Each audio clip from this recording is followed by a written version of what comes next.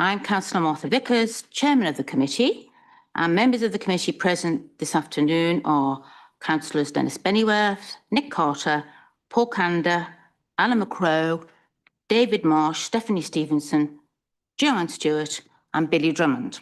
Oh, what a lot. And the council officers and external partners joining us to advise and support the meeting are Paul Coe, who is here in the chamber, and we will have Melanie O'Rourke, Paul Coe, Adult Social Care and Public Health Executive Director. I'll give you your title. Melanie O'Rourke, Service Director, Adult Social Care. Alison Duswaite, Adult Complaints and Public Liaison Manager, will be joining us later, and also later Matt Pearce, Director of Public Health, and Fiona Warby, Lead Officer for Health Watch, West Berkshire. Yes, Paul? Thank you, Chair. Alison Luthwaite, I'm afraid, has another commitment, so I'll take that paper for her. Thank you. And from Buckinghamshire, Oxfordshire and Berkshire West Integrated Care Board, we will have Helen Clark, Associate Director of Place, Berkshire West, and Ben Riley, Chief Medical Officer. And from Berkshire Healthcare NHS Foundation Trust, we will have Suzanne Wilson, Service Manager for Older People's Mental Health, and Natraj Soba from Berkshire Healthcare NHS Foundation Trust, and possibly Keishan Bass, although she might not be able to join us. So Vicky Phoenix, here on my left, is the clerk for the meeting, and Gordon Oliver is the Zoom host. And this afternoon's meeting is being live streamed on YouTube, so members of the public are able to follow the proceedings. If we hear a fire alarm, we must leave the building immediately via the emergency exits. Over there. The assembly point is the Dolphin Car Park. If the lockdown alarm sounds, we will await instructions from officers. We will adjourn the meeting until such a time as it is safe to proceed. Do members have any questions about the way in which the meeting will be conducted before we proceed? No, everybody's shaking their head. Right. Vicky, do we have any apologies? Yes, Chairman. We've received apologies from Councillor Owen Jeffrey, and Councillor Billy Drummond is here as substitutes. Very much. We move on to the minutes, which are in your pack. So we have the minutes of the 12th of June. Can I have a proposal for them to be approved and a seconder? Thank you. That's Paul and David seconding. I'll sign them. Wonderful.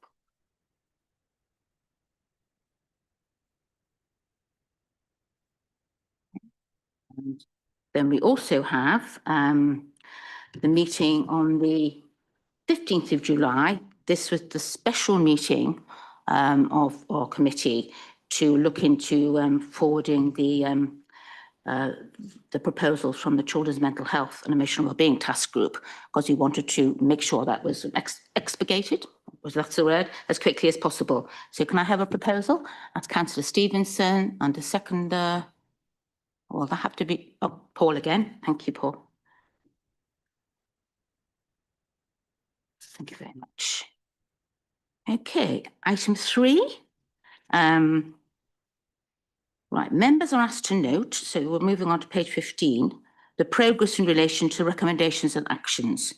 So you'll see page 15, the recommendations and the actions tracker is in 3 different sections. So formal recommendations to the executive, formal recommendation to external partners, and suggested actions for the improvement to the council, departments and partners. So you'll see some items are repeated in those different sections. So you'll see the report. You've got also in your papers the full report from the Health Scrutiny Committee Task and Finish Group into Healthcare and New Developments. Now that will be, I think I'm the only one in the room that was actually on that task group, because it was a little while ago, and for various reasons we've just received the report, but you have the report there. So they completed the work in June 24 and the response went to executive in July 25. So this is your response from the executive to that really rather important task group. So the paper you have details the recommendations, and what will happen now is that the Health and Adult Social Care Scrutiny Committee will now monitor the implementation of those recommendations. So we will keep an eye on that, and report back if necessary. Okay. So you also have in your pack the recommendations of the task group looking into children's mental health and emotional well-being. They were approved, which we've just signed the minutes on the 15th of July, and they're currently with the Bob ICB and the executive. So they go to executive in November for response. So the response should be provided at the December Health and Adult Social Care Scrutiny Committee. So we're looking at that probably coming back with a report into what's happening with that item in December. Does that sound okay to everybody? Any questions about that? No? Okay. So obviously raise anything in the action trackers that you want expanding or explaining, but I'll just draw to your attention that in action 7, this will be on page 25, action 7 and 8, those of us that were on the children's health and wellbeing and children's mental health and emotional health task group will remember that there was some concern expressed at that meeting about the proposal for Bob to take on the mental health support team and emotional academy. What was happening to that? And that was actually going to be lapsed for the time being. There was a lot of concern expressed about that, that it was possibly medicalising this, mental health, rather than sort of giving the support that at the moment we had in the schools. And we did agree at the meeting, you'll see in the minutes, that I would write some letters expressing concern about that, the committee's concern. So following, you'll see in the tracker that wasn't done. And the reason for that is that following that meeting, there were conversations with the head of children and young people's mental health commissioning, and we were reassured that the service itself would not be changing. That although the provider of the service, that it was going over to Bob ICB, and that was happening, that the actual service itself would not be changing. So that's a reassurance that we have, and I think the letter that was just sent to me, wasn't it? The letter from the head of children's mental health. It was a conversation with the Bob ICB that it was going to Berkshire Healthcare Foundation Trust and that the service wouldn't change. So, yes, Paul? I was just going to say that we should then update the tracker to reflect that. So we should update the tracker to reflect that. So close your action and put a new action or a note to show and state what's happened. Otherwise, we'll have no track of it. I think the tracker, what does the tracker, does it actually say? I thought it actually said. Miss Berkshire. It actually says. I couldn't see it, that's why I was asking. It actually says no longer required. You mean there isn't enough detail there about why it's not required? Okay, that would be useful because obviously you haven't got that detail. Can we make in future tracker, can we make sure we... Well, and also as a conversation, and the problem with conversations is they get forgotten and lost. Yes, absolutely. The other discussion was around the Bob ICB offered to provide an update. And if names can be put in there as well, because you know what it's like when it comes to things. People forget names and forget they said things. Not that I'm casting aspersions, but you've got to assume that we all get sacked and someone else picks us up. So again, I think it's important that we have an update about what's happening here. And again, I think possibly the December meeting might be a good time to have an update. Okay, because we will have had the exec meeting in November, and so hopefully we'll know more of what's going on. Okay, and if we're not happy, we can have further updates. Is that okay with everybody? Yes? Okay. Any issues or any more questions about the action tracker? It's quite long, a little bit complicated. Okay, and thank you for raising those concerns. There is, I think I've noted here that 225, 125, there was about the update from the Bob ICB on transition from the new providers for non-emergency patient transport, that we did have some communication, which I think was sent to members, saying that things were generally going well, and that waiting times are improving and there's a good working relationship. So I think that was shared with members between meetings. So hopefully that's something positive there. Okay, right, we'll move on to item 4, declarations of interest.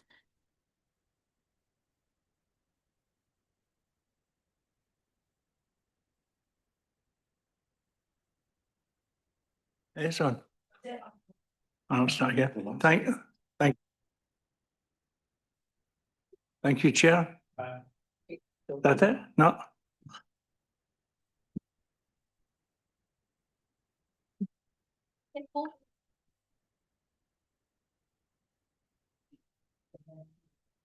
Yeah, thank you, Chair. On the health scrutiny dimension.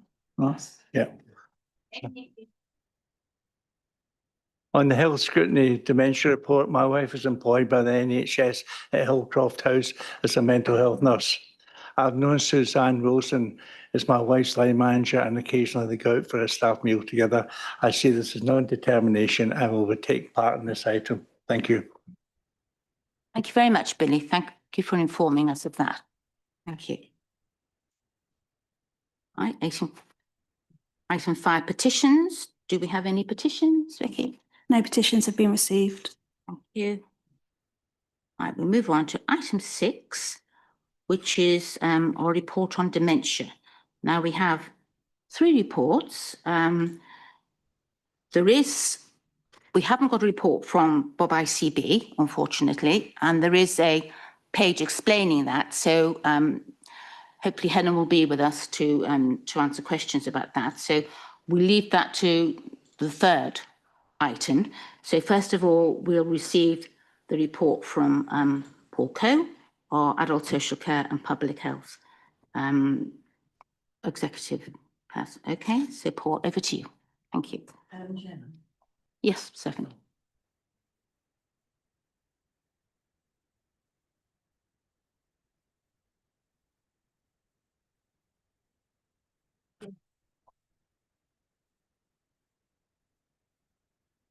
Oh, that's better. Thank you. Can I just ask, before Paul starts, that very first page that was up there, which gave me nightmares, can we go to the first page? Which gives us the huge number of patients 65 and older being registered, and a huge percentage. And I think we discussed yesterday at our pre-meeting that that is a percentage of a percentage. Thank you. Can my nightmares cease? Thank you. Your nightmares can cease, and I will explain what the percentage rates there mean. Absolutely. So thank you, Chair.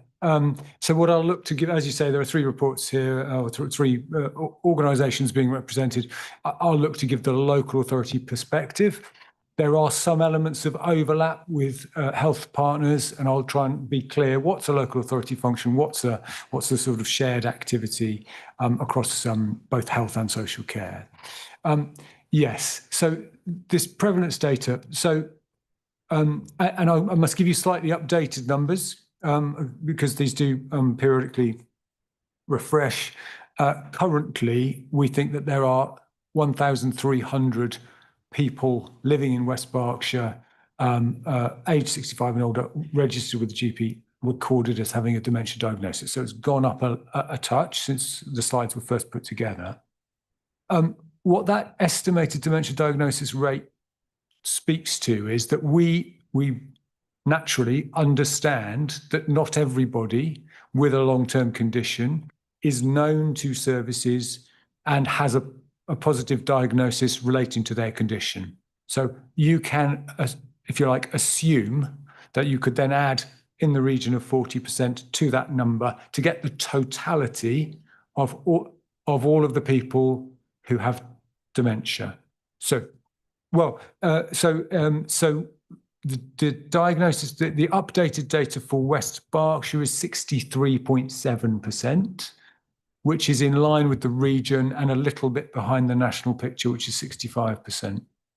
So essentially, I'm saying to you today, we think we know of 1,300 people with a dementia diagnosis, and we must assume that that is an understatement of the total problem. Not all known to us, not all with an active diagnosis in place, and that's the data sources there. Happy to take. Yeah, just to clarify, so there's no misunderstanding. So we believe there's 1,300. There's some we know there's 1,300. We know there are 1,300. We know that that can't be 100% of the number, and therefore the assumption is that there's another 40% on top. So 1,300 plus 40%, which would be 260, 520, which would be about 1820 in total is probably the real number. Yeah. And then out of that, what we're saying is that 63.7% of those diagnoses have been done effectively. I'm not sure. They are diagnoses for people known to statutory partners. Yeah. Right. Okay. Thank you. Thank you. But I appreciate that if that could have been read in different ways. So I'm glad I was here to explain.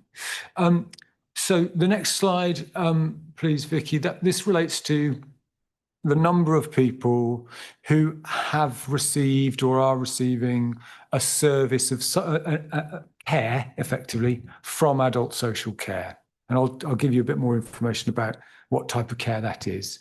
And so, again, it sort of speaks to the point of there are people with dementia who aren't receiving care and support from the local authority. So recognising that that's a truth. That's possibly because they're not known to us, possibly because they're waiting for something from us, possibly because they've decided to manage their own needs or as a family without referring to the local authority. But a big gap there. So next slide will give a sense of what type, when people do receive services from us, care services from us, what kind of care are they getting? So the main type of support there is care in their own home. There are two large cohorts there in residential care homes and nursing care homes, and then a bit of a drop away to people in other settings which aren't care homes or where they're receiving transport or day care. Practical help with meals or direct payments where somebody receives essentially money from the local authority to organise their own care. But that's just a slide to give a bit of a flavour of what kind of things are the local authority providing to people. And then the next slide, please, Vicky, gives a sense of the age and gender split, which is of interest. And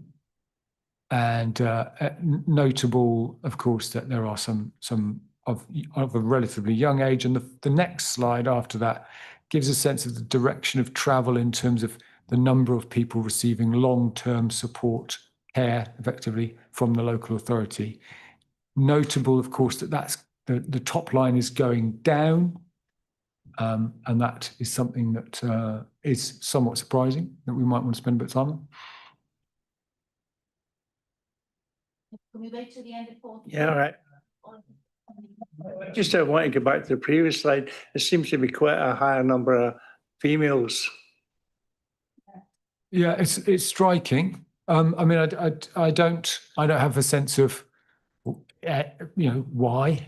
Do we think that is the way it looks? But that is what the information is telling us. But yeah, it's striking. Right. It's related to that. So do we know how that compares nationally? Because then it would be really striking if it's not comparison to the national numbers. And if not, could we find out?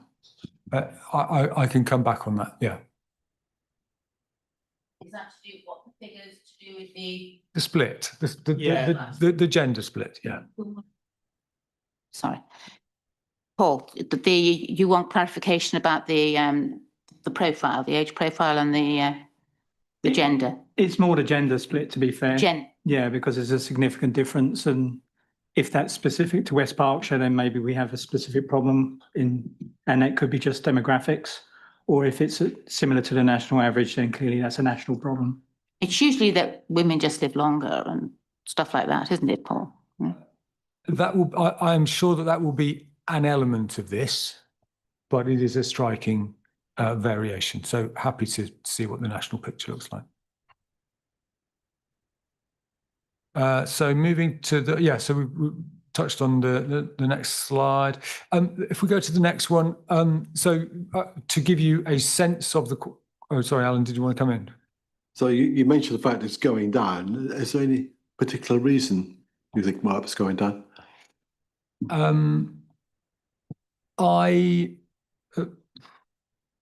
This is quite a long time band here, isn't it? So I think there will have been a drop in 2021 for reasons that we can probably all remember, but since 22-23, that's more of a surprise to me. And no, I don't have a straight answer for why that's gone down in that way. Thank you.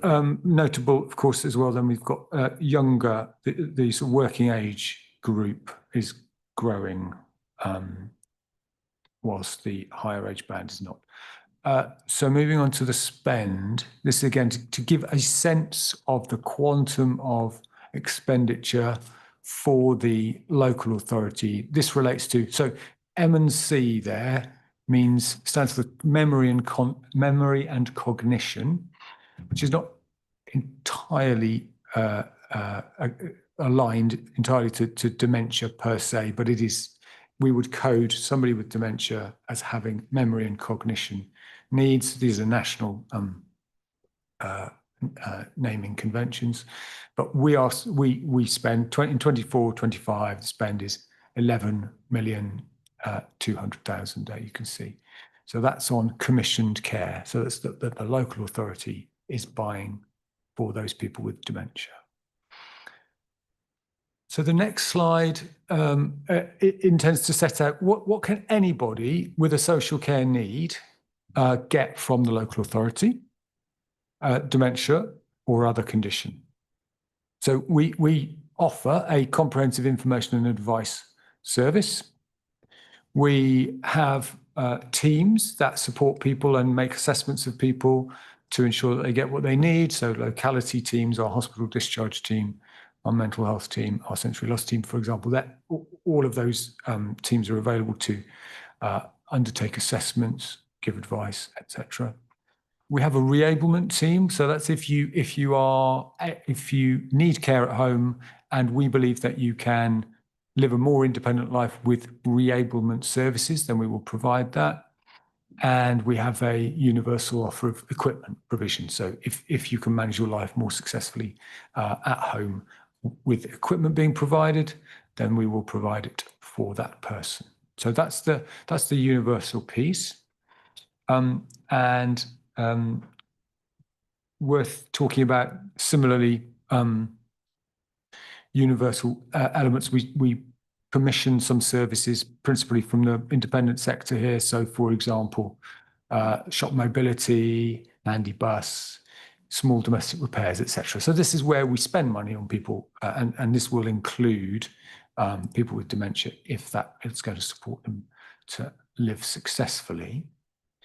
And then a bit more detail on the next slide relating specifically to services for people with dementia. So we have, with Age UK, we have a coordinator for dementia-friendly West Berkshire. I won't read it out, you can see it here, but a number of services, targeted services, total spend of just shy of £300,000 a year, both for dementia services, but notably also younger people with dementia, for those under the age of 65, and then support to carers and further advisory services. Yeah. What is lot 2A VSP and lot 5 VSP? What does that mean? Sorry, yeah. So VSP is the voluntary sector prospectus, and it's just a way of commissioning. So this is that. I probably would have been helpful for me to take those out. That's just kind of coding, back office coding. It's not. You've peeked behind the curtain there, Martha, and but that's all. Thank you. So this is my last slide. Then the next one, to sort of give a bit more of an overarching position. And again, speakers from the trust or from Bob might speak to this point. So it is worth saying that at the moment we don't have a local joined up dementia strategy, albeit that the Bob Dementia Strategy Group has now reconvened. So the work can begin in earnest, I hope, but it's a deficit for the system that we don't have a strategic position that we can all sign up to. There is the Dementia Partnership Oversight Group. Again, this will help us work as a system in a joined up way. So we, sorry, I think I've got, I think it's where I've updated the slides, but not been as careful as I should have been. So the strategy group has been reconvened. So ignore the final bullet there, apologies. But those are my slides. What's the Dementia 100 toolkit? What exactly is that? I can't speak much on this, I'm afraid, Chair. Is that more of a... we might come up in the discussions with health partners, yeah. Okay, so when we have Helen, maybe she can answer that for us. Did I see somebody? David?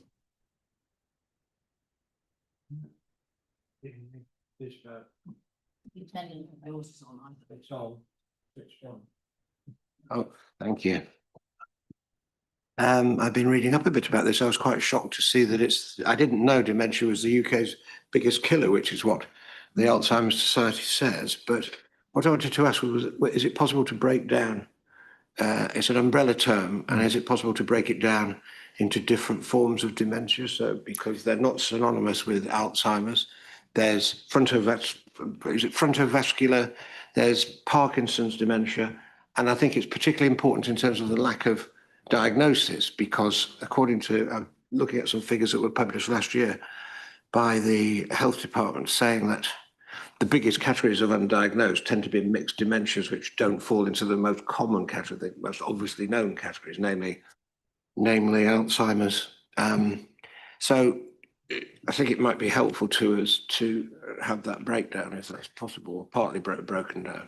Yeah, so I can't supply you with that breakdown because the way we're required to collect data by government, it doesn't require that type of approach. And in fact, there's without wishing to labour the point, the approach of social care is different to the approach of the medical profession. So they would be more focused on diagnosis and particular clinical presentation. We would be more focused on what does this do for your life. Yeah. Alan? Thank you. First of all, I'm pleased to see the diagnosis rate has gone up because I think it's generally accepted that the earlier dementia is diagnosed, the better the outcome might be, and especially with the new drugs which may be coming along. But I was going to ask about the kind of last point on that last slide, where it says consideration being given to reconvening a Berkshire West Dementia Strategy Group, which sounds a little bit woolly, to be honest. How likely are we to get that strategy? Yeah, sorry, Alan, as I was saying, obviously I wasn't clear enough. That bullet point should have been deleted when the first bullet point was added. The Dementia Strategy Group has now stood up, but that is one meeting, and you will probably have memories of how long it can take us to get a strategy, especially when it's across multiple agencies. But we're working on it. Thank you. Got any more questions? Obviously, it'd be good to get the comments from Bob ICB about the strategy group, which hopefully is up and running. Alan's raised the diagnosis issue. Is it clear from the statistics we've got here that diagnosis is going up? Because that's a big issue with us, isn't it? There is a marginal improvement in the confidence that we are diagnosing more. That's from what I was saying about the data set, the national data set. So it's marginal. So we've gone to 63.7% of confidence. So it's a marginal increase. That's still a major concern. Is that I think it's a really complex area. So there might be all sorts of reasons why people don't come forward, either for themselves or for family members. There might be all sorts of reasons why people are resistant to the involvement of services, whether health or social care. I think there's also the access issue, which is how long does it take between somebody saying I would like help and them seeing an appropriate professional who can give them either the diagnosis or the assessment that they need. But it is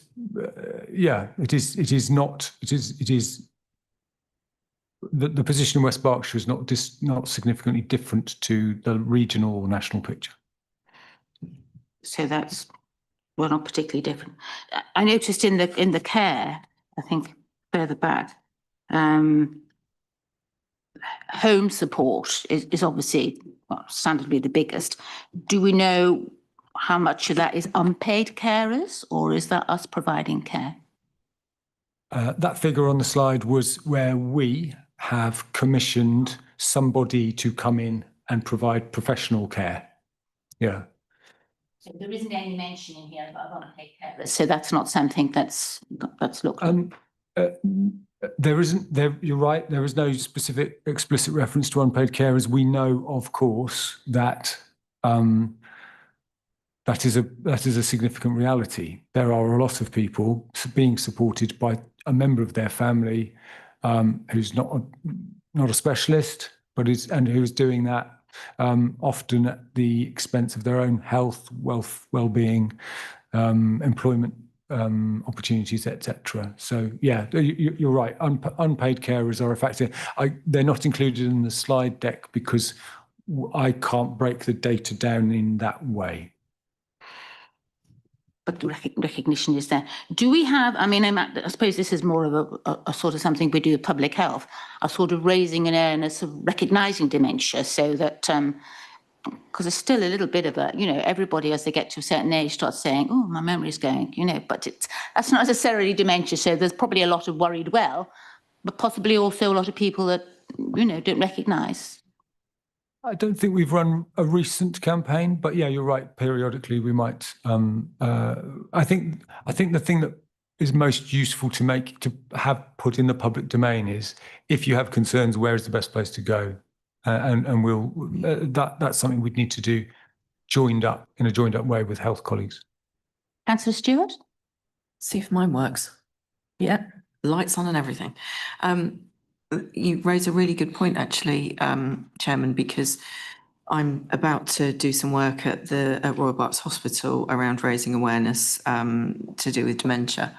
And I recall very much a very valuable experience that I had when I was the portfolio holder for adult social care, which was to have some time in the dementia bus, which is run by a charity. And if anybody's had that experience, I think from my point of view, I was completely amazed that how many physical symptoms a person can have when they're living with dementia. And it isn't just about memory loss, as you say, which we all think it is. For some people, it's far worse than that. And if losing your memory is obviously terrible, but those physical symptoms as well. So I do think something like that would be, there's an expense that goes with it, of course, but I do wonder if that's something that the local authority could look at. And, perhaps in Marketplace or somewhere, in the high street to actually have the dementia bus here. I can remember visiting a bus as well. So we must have had a day or something. I think it was up at Shaw House. And it really is quite, and we do have an officer who deals with public health and dementia. So maybe that is something that we need to repeat, possibly. I'll look into it, Chair, yeah. Thank you. Any more questions from Paul? Okay. So do we have waiting in the wings? So now we're hearing about the memory clinic from Berkshire Health Foundation Trust. Hopefully, are there. We're here. Hello, good afternoon, everybody. Welcome. Hi, my name is Nakraj Soba. I'm the head of service for Reading and West Berks Community Mental Health Services from BHFT, Berkshire Health Foundation Trust, and that's my colleague Suzanne Wilson. Thank you. Welcome to both of you. We have your report in front of us. Would you like to say a few words about it? And then we'll see if we have questions. Thank you. Would you like me to talk through the slides, or? Well, just a brief overview, or if you think there's something there that needs highlighting. I'll quickly sort of talk through them very, very briefly, because then it'll give me sort of a flow, so I can give you more idea around what we do.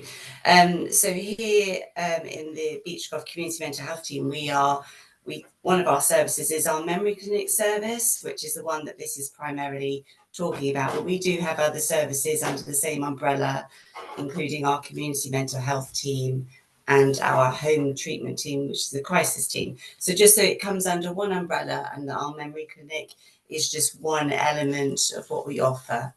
So just to let you know that. And I did on the slides to show a diagram of sort of our West Berkshire area, just to show how geographically large we are compared to some of our other services. There's 6 across BHFT, and we are one of the larger ones, so we are covering geographically more area. And sometimes when we see our patients, we will see them in clinic, which is at base, which is back of this Hillcroft House, which is the West Berkshire Community Hospital at the back there, if people didn't know. And sometimes it's appropriate that we go and see patients in their own home, and that can require a lot of driving. I'm just giving you a little bit of background for what it's like working in the team. So I'm just looking at my slides. So we take our referrals in every day. They come in from the GP. We have a duty nurse working every day, so we receive all our referrals, whether they're for memory clinic or other elements of the service. And for memory clinic in particular, if there's something urgent in those referrals that make us think actually that patient just needs a little bit more help, or there's some risks we're concerned about, we would escalate it. So we would lift that patient, that referral, to another element in our service, so we could be a bit more responsive. But if it's a routine referral that can wait, it will just come through and it would be triaged that week fully, and it would be sat on a waiting list ready to be seen. So that's just about how our referrals come in. And I think on the slides, you'd have seen that there is a chart that shows our rate of referrals and our appointments that we've offered. And on the slide number 4, you'll notice, because we have struggled, we have a huge amount of referrals, we really do. But over the last 3 months, so June, July and August, we've been able to offer more appointments, which has meant that we're being able to reduce our wait time. So that's been really very positive for us, because, as I said, the referral rate is consistently high. I showed a little, there's a slide just talking about support available, while people are waiting on our memory clinic wait list as well. So we always send acknowledgement letters to let people know there is a wait, what it might look like, and where they can go to for support, whether that's the local authority, Age UK, and we've also got Next Steps, which is very helpful. But we always give them our contact details, and we're open 9 till 5, Monday to Friday, routinely. We do have an out-of-hours service on a weekend also, but the memory clinic, people tend not to use that as much, but it is present. So I've got. So when people have come in and they have had their assessments, they're offered an understanding dementia course for their carers or loved ones, and they might also be invited to attend a course of cognitive stimulation therapy, which is that the uptake on both these courses for the patient and for their relatives is really high, and we have excellent feedback via I Want Great Care for that. So recently, just to give an update, so we have been working really, really hard to make improvements, and we do have an accreditation called MSNAP, which is on slide 8. And we have been finally accredited with that from June this year, and that involved working towards a large number of standards to offer the best service that we can, and we did incredibly well, and we were peer reviewed, and we had excellent feedback. So that was really fantastic for the service. We've also been working to develop the nurses' skills. This is on slide 8, just to make sure that under the supervision of the consultants, they're able to offer some assessments also, so that we're able to offer more to more people, and that's been working very well. We're also in working with a gentleman from obviously Fair Close, James Wilcox, regarding this new dementia hub that he's working towards. So we're hoping that we will be part of that, and there's a stakeholder meeting soon. And we just like to say we're very proud of this, is that we have managed to get our number of patients waiting down from 164 patients in December last year down to 57 at the end of August. And that would mean that our mean waiting time has gone down to 14 weeks, which is really good. And then on slide 9, you'll see that the green line will show a nice reduction in the last 3 months. And it's variable, what we can offer appointment wise is directly, it's as long as we're fully staffed, both on the medical side and the nursing side. So that's really important. And there's been the BHFT have been doing an OPMH memory clinic review across all the services, all 6. And that's really all around alignment, best practice, and really looking at how we can work efficiently to offer the best experience to patients, but by also being really efficient and effective. So that is still underway, and it's been working really well. So we hope to take out some learning from that further as a service.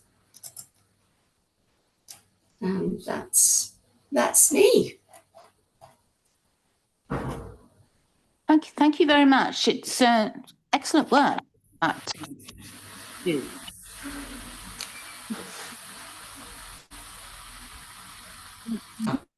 Okay, right, Paul first, and then Nick, Councillor Cott. Hi, thank you for the presentation. I just had a couple of questions. It's around the waiting times. So you've managed to bring that down, and also the numbers of people waiting. How did you do that in particular? Is it just increased staff, or how did you achieve that? Oh, you're on mute. I think it is related to being fully staffed.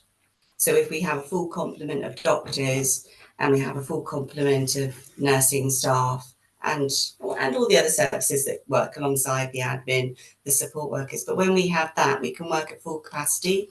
If we haven't been able to recruit, and at times we haven't, or we've had a large amount of sickness, that will really impact our ability to offer the service we like to offer.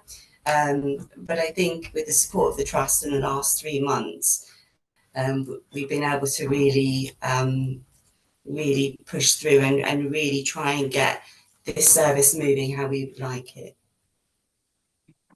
Thank you. And one more supplementary, sorry. So is that going to continue then, in your view? I would like to think so, yes. Obviously, we want to offer the best service. But our referral rate is consistently very high, and we're doing our best with what we have, what our resources are. So we're working, really, I know I worked with Nat Raj here, to make sure that we do have all the resources that we really need. Currently, we do have a good amount, which is shown in our last 3 months' data. I would like to see that continue to December, and I feel very confident that that will happen, actually. But there is, if we're fully staffed, we can run it. If we're not, we struggle. And just to add, we did have a full-time consultant psychiatrist vacant.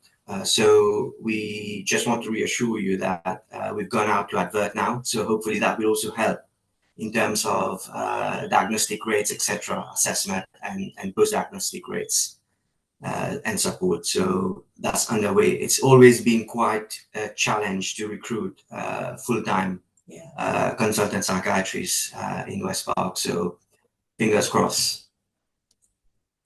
Thank you.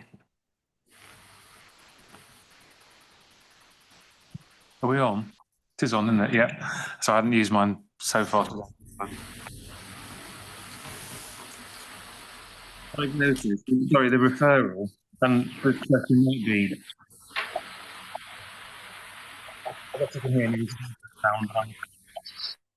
Sure, what's going on with the? It might just. Is it the other side? Can you hear me on the call? All right.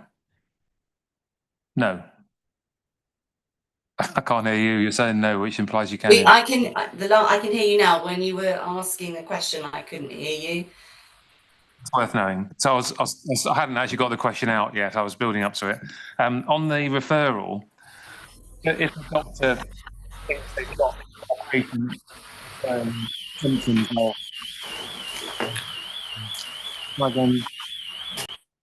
right. Is it me? Is it? It could. No, obviously, it is me. Extra microphone on, and we were wondering whether that was the interference, but we're not sure. Okay. Carry on. Sounding good now, isn't it? If a doctor suspects a patient has a problem, do they refer to you or another pathway? Is question one.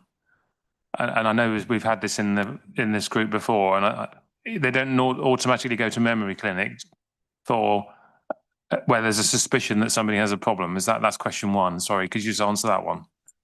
So if somebody goes to their GP, for example, and they're experiencing some concerns around their memory, the GP would do a mini assessment just to ask them some questions and check them physically. And if the GP was concerned enough, and ruled out that there was physical health problems here, or a mood element, even like anxiety and low mood at a lighter level, they would refer into us when they felt that secondary care and for a memory assessment was required. But they would rule out, they would do bloods, so they would check physically there's nothing going on that's reversible, because sometimes patients will come in and they may have some physical health issues that may be impacting on their memory. So we don't want those to come straight through to us. We want them to be treated to make sure there's nothing physically impacting on their memory. So usually they might do that, and then if the patient is still experiencing some difficulties, that's at the point that they would refer. But they would also check for anxiety and mood, because both of those can have a significant impact on your memory, and we don't want to bring the wrong people in, and probably scare them as well. We want to do the right thing for the people at the right time.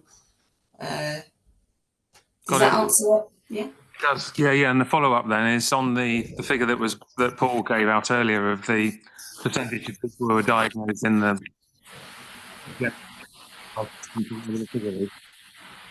What do you feel or do you have an opinion on how you get to those other less than 40% of people that are not spotted, which is a kind of general early diagnosis problem that all the medical profession have? The fact that is it the GPs not picking up on it, or do you have any thoughts on what you could do differently to get the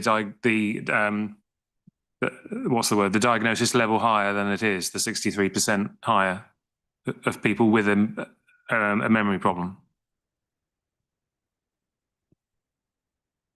All right. I missed the beginning bit, but I think your were you asking around how could we increase the rate? The diagnosis rate, yes. What would drive, in your opinion, increasing the diagnosis rate? Is it the GP more? It's a general question. I know the medical profession has challenges with the diagnosis versus the false positive versus missing people, I suppose is what I'm saying, if you can hear that. You kind of went in and out. It's a good question. I don't know if I've got the answer. Obviously, we get our referrals coming through because they've come through.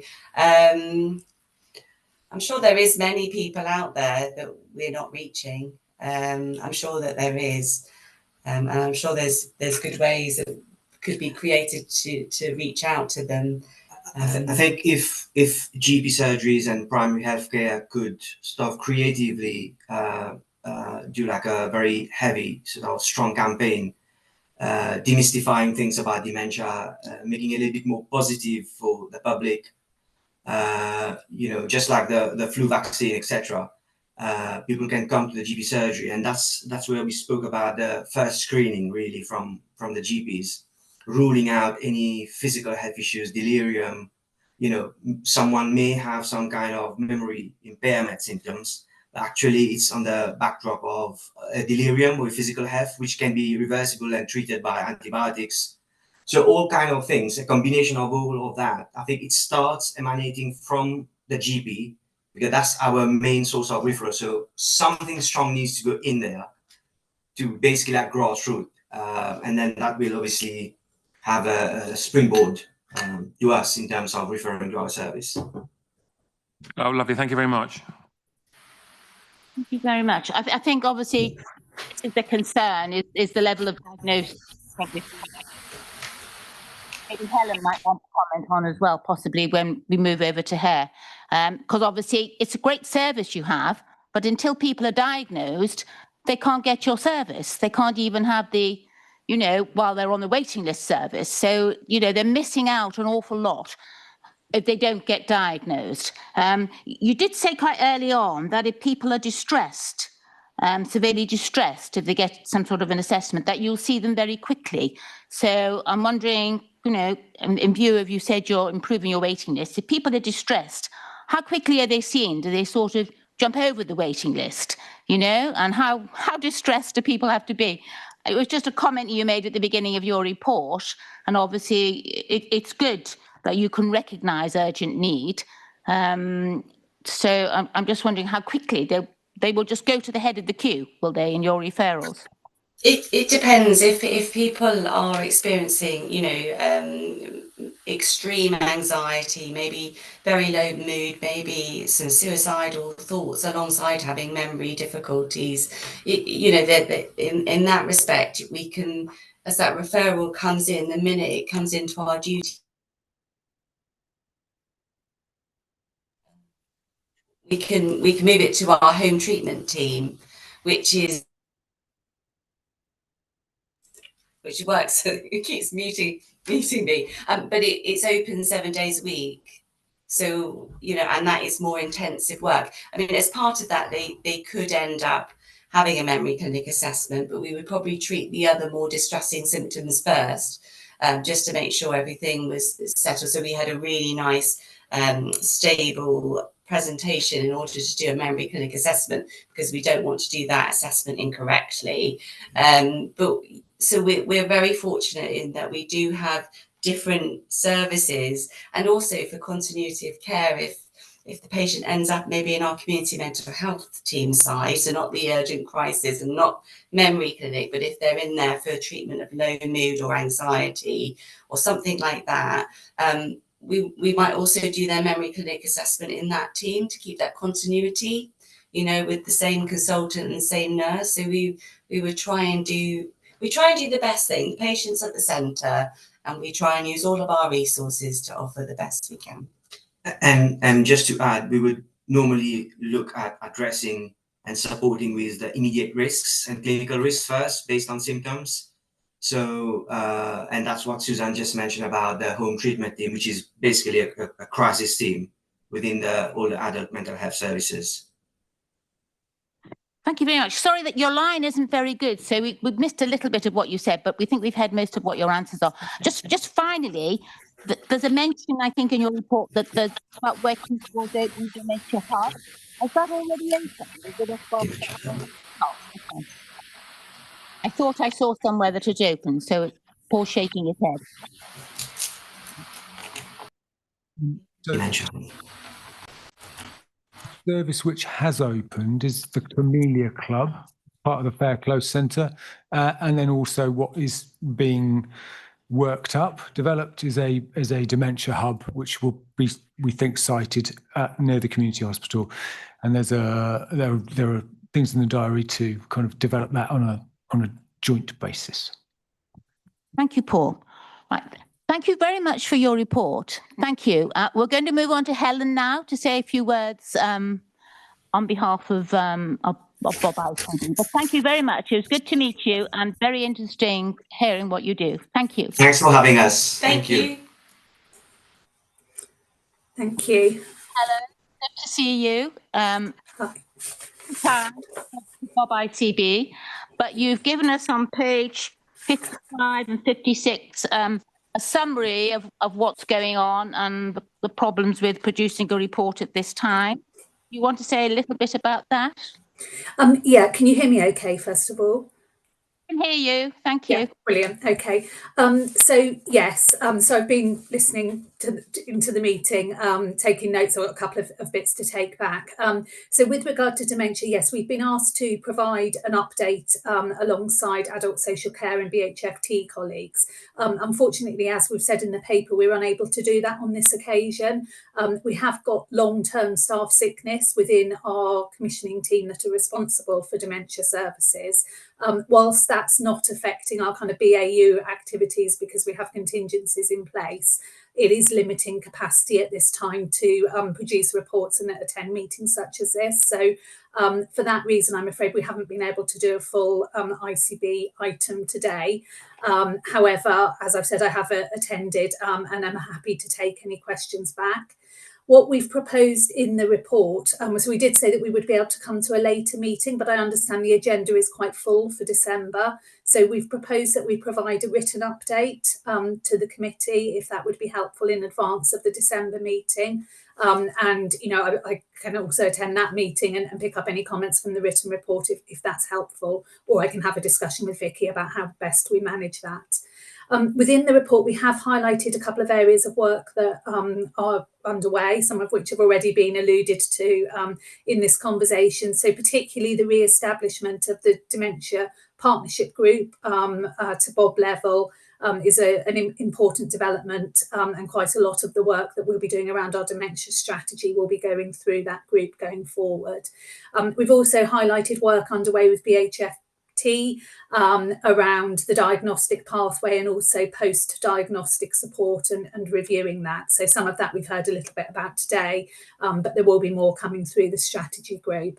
And then we've also highlighted that we've been working closely with the Locality Integration Board around the Better Care Fund, and in particular being able to commission additional capacity from the Alzheimer's Society, who provide the Dementia Care Advisor service.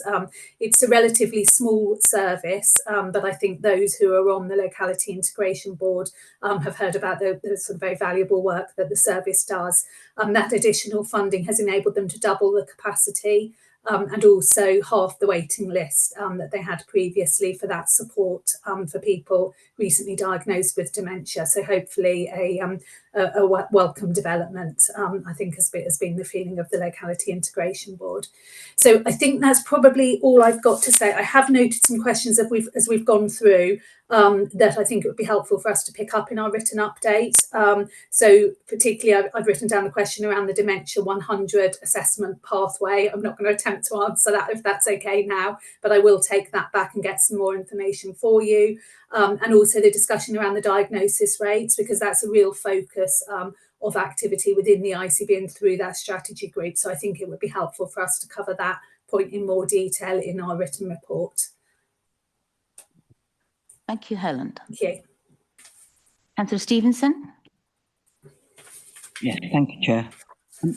Really, a couple of comments, probably quite positive ones. We are told that by the end of March 26, we're going to have a new Thames Valley ICB, and there are going to be enhanced capabilities for data reporting. So this leads me to believe that we will see more statistics from that Thames Valley ICB, and that might aid our investigations and decision making. So I'm looking at that in a positive light. And Paul's got his hand up. Okay. Who wants to comment here? Thank you. Yeah, I would say yes, and it will be really important that this scrutiny board can see West Berkshire data within that bigger data set, and that hasn't always been available. Okay, shall I just come back on that, if that's okay? So yeah, I mean, obviously a kind of signposting a much bigger development, which is the development of the establishment of a new ICB, and we now have confirmation that that will happen with effect from the 1st of April. I think people are aware that that involves Bob merging with part of what is currently Frimley ICB. So the additional geography to be covered will be East Berkshire local authorities. I think, you know, that there's I mean, I can say a little bit more about it, but there's a lot of work going on currently around our organisational design, all of which is based on the national blueprint for ICBs going forward, which is quite different in terms of functions to the functions that we undertake currently, or perhaps rather than different, it's more a sort of change in focus towards what's known as strategic commissioning, which is very much, you know, using population intelligence and data is absolutely a part of that. So I think, you know, that's the basis of the comment around additional data capability. But you're right, Paul. I think, you know, it's an ongoing discussion, making sure that we have data and information that is sufficiently locality specific. I'm sure all local authorities will want that, including those who will now be covered by the new ICB. So yeah, noting that point, but hopefully we will be able to service the committee with the information required in future. Thank you for that. And the second point was, you mentioned the Better Care Fund, and those statistics you gave us are amazingly good. So can you revisit it and keep us informed as to how that fund is being used, please? Yes, so I think information does come here regarding the Better Care Fund as a whole, but yes, and that specific fund and specific piece of work, we can absolutely provide updates on that. That funding is for 2 years at the moment, so there is a question as we get into Better Care Fund planning going forward as to whether we continue with that investment or look to increase it further. So I'm sure that that's information that we can share here. Okay, any more questions, anybody? Anything? Thank you very much, Helen, and thank you for the work, the ongoing work. To a report in December, at our meeting in December, which I think you mentioned in the report. So we look forward to hearing more from you. I'll liaise with Vicky regarding the timings for a written update. Is that still not absolutely certain? December, sort of a bit of a question mark over that. Well, I think the suggestion we had made was that we attend the December meeting, and I would ask one of our dementia leads to attend. However, I understand that there's issue with space on the agenda, which is why we'd suggested a written report in the interim period. But I'm happy to have a conversation, as I say, with Vicky as to what works best for the committee. Okay, well, thank you for that. But we look forward to hearing more, and thanks for the work that's ongoing. Thank you very much, and thanks for your time today. Thank you.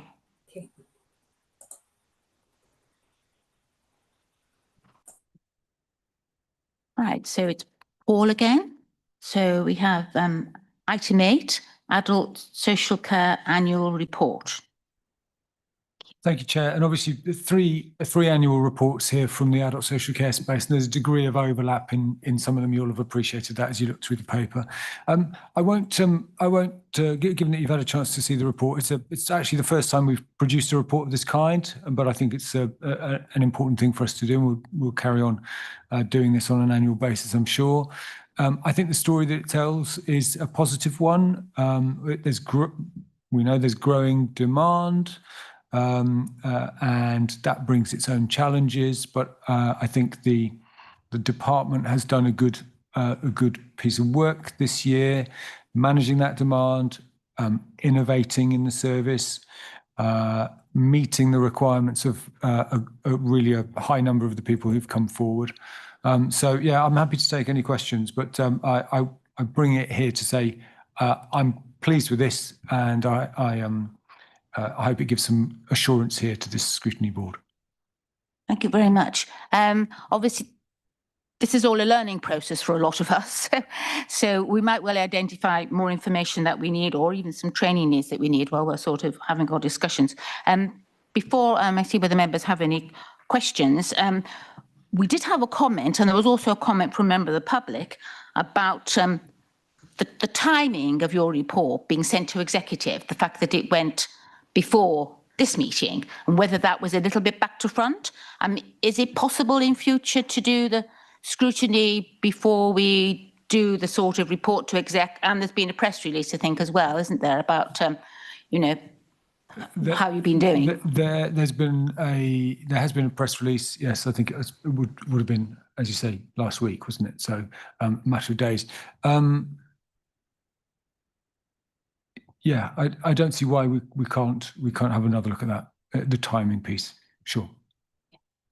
It was probably just the timing at this time, but we sort of felt it was maybe just a little back to front.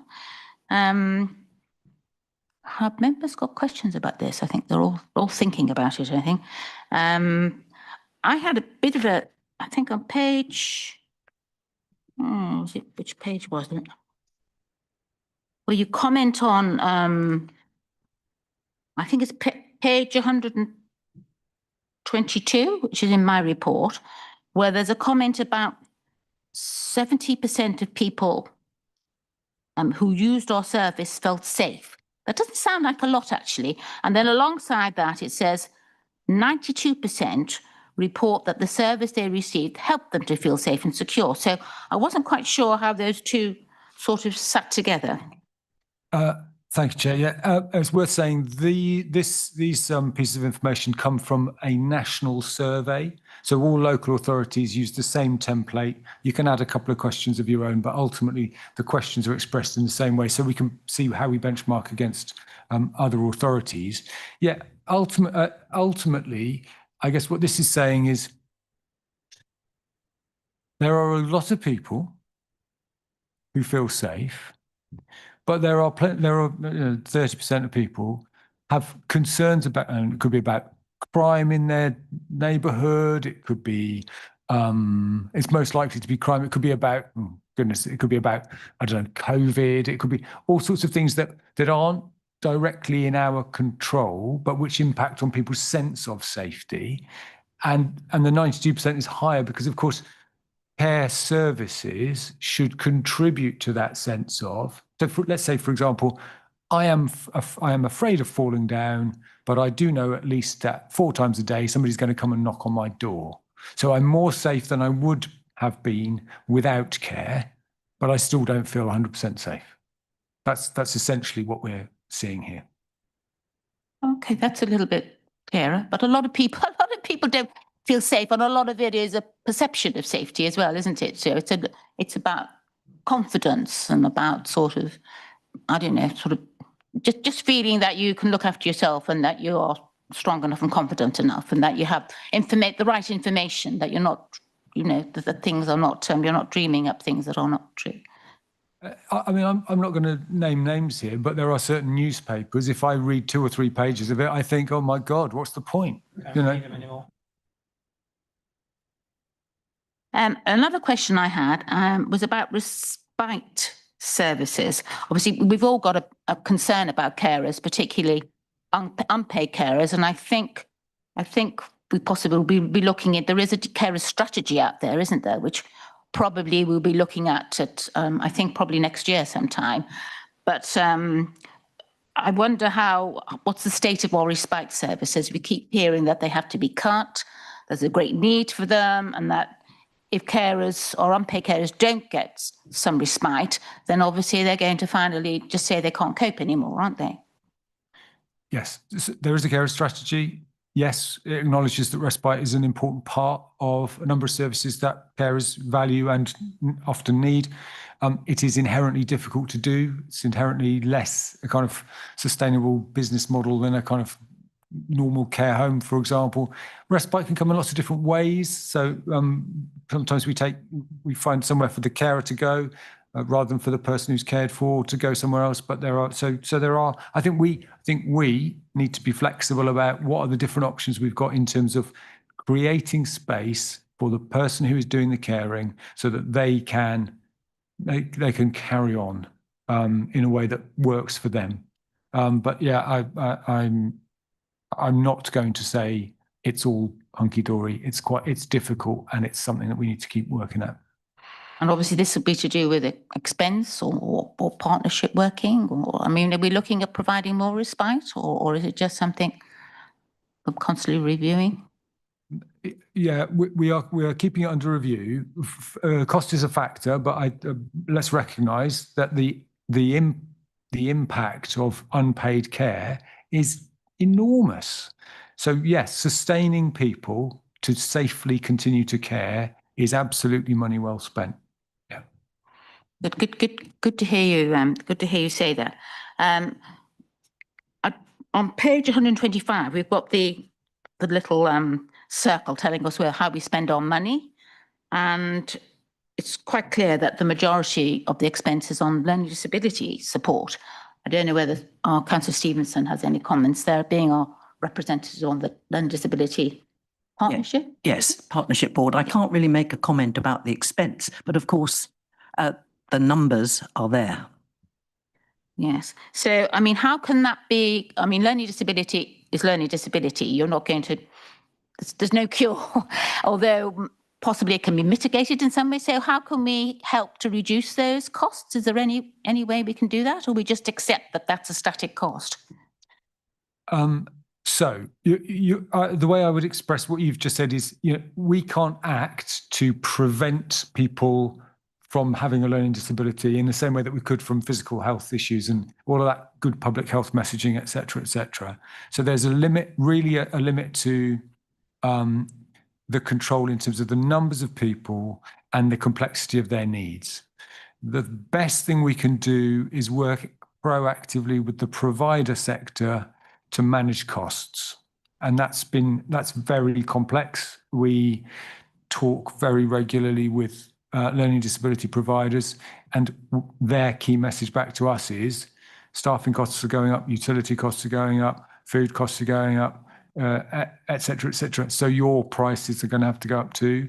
And it's hard to argue because all of those things are factors. But what we need is a competitive, vibrant, independent market so that we get the right kind of pricing for the specific needs of each individual. Okay, I mean, is there anything we can do as regards encouraging independence with learning disabilities, or was that reduced costs for people? I mean, there are you can sometimes upskill people in terms of their ability to, say, travel independently, those sorts of things, and we do some of that work. I think there's we're possibly getting slightly into the weeds here. Supported living settings are generally less expensive than residential care options because of the role of what's the benefit where related to housing benefit. So there are ways to work within the system that we've got that can help to mitigate costs. And I think it's fair. So the biggest single area of growth is transitions from children, young people with learning disabilities coming through into adulthood. The number of those young people and the costs associated is really a problem area. I think transitions is mentioned in several papers, isn't it? Really sounds a big thing. Did you have your? Section 8.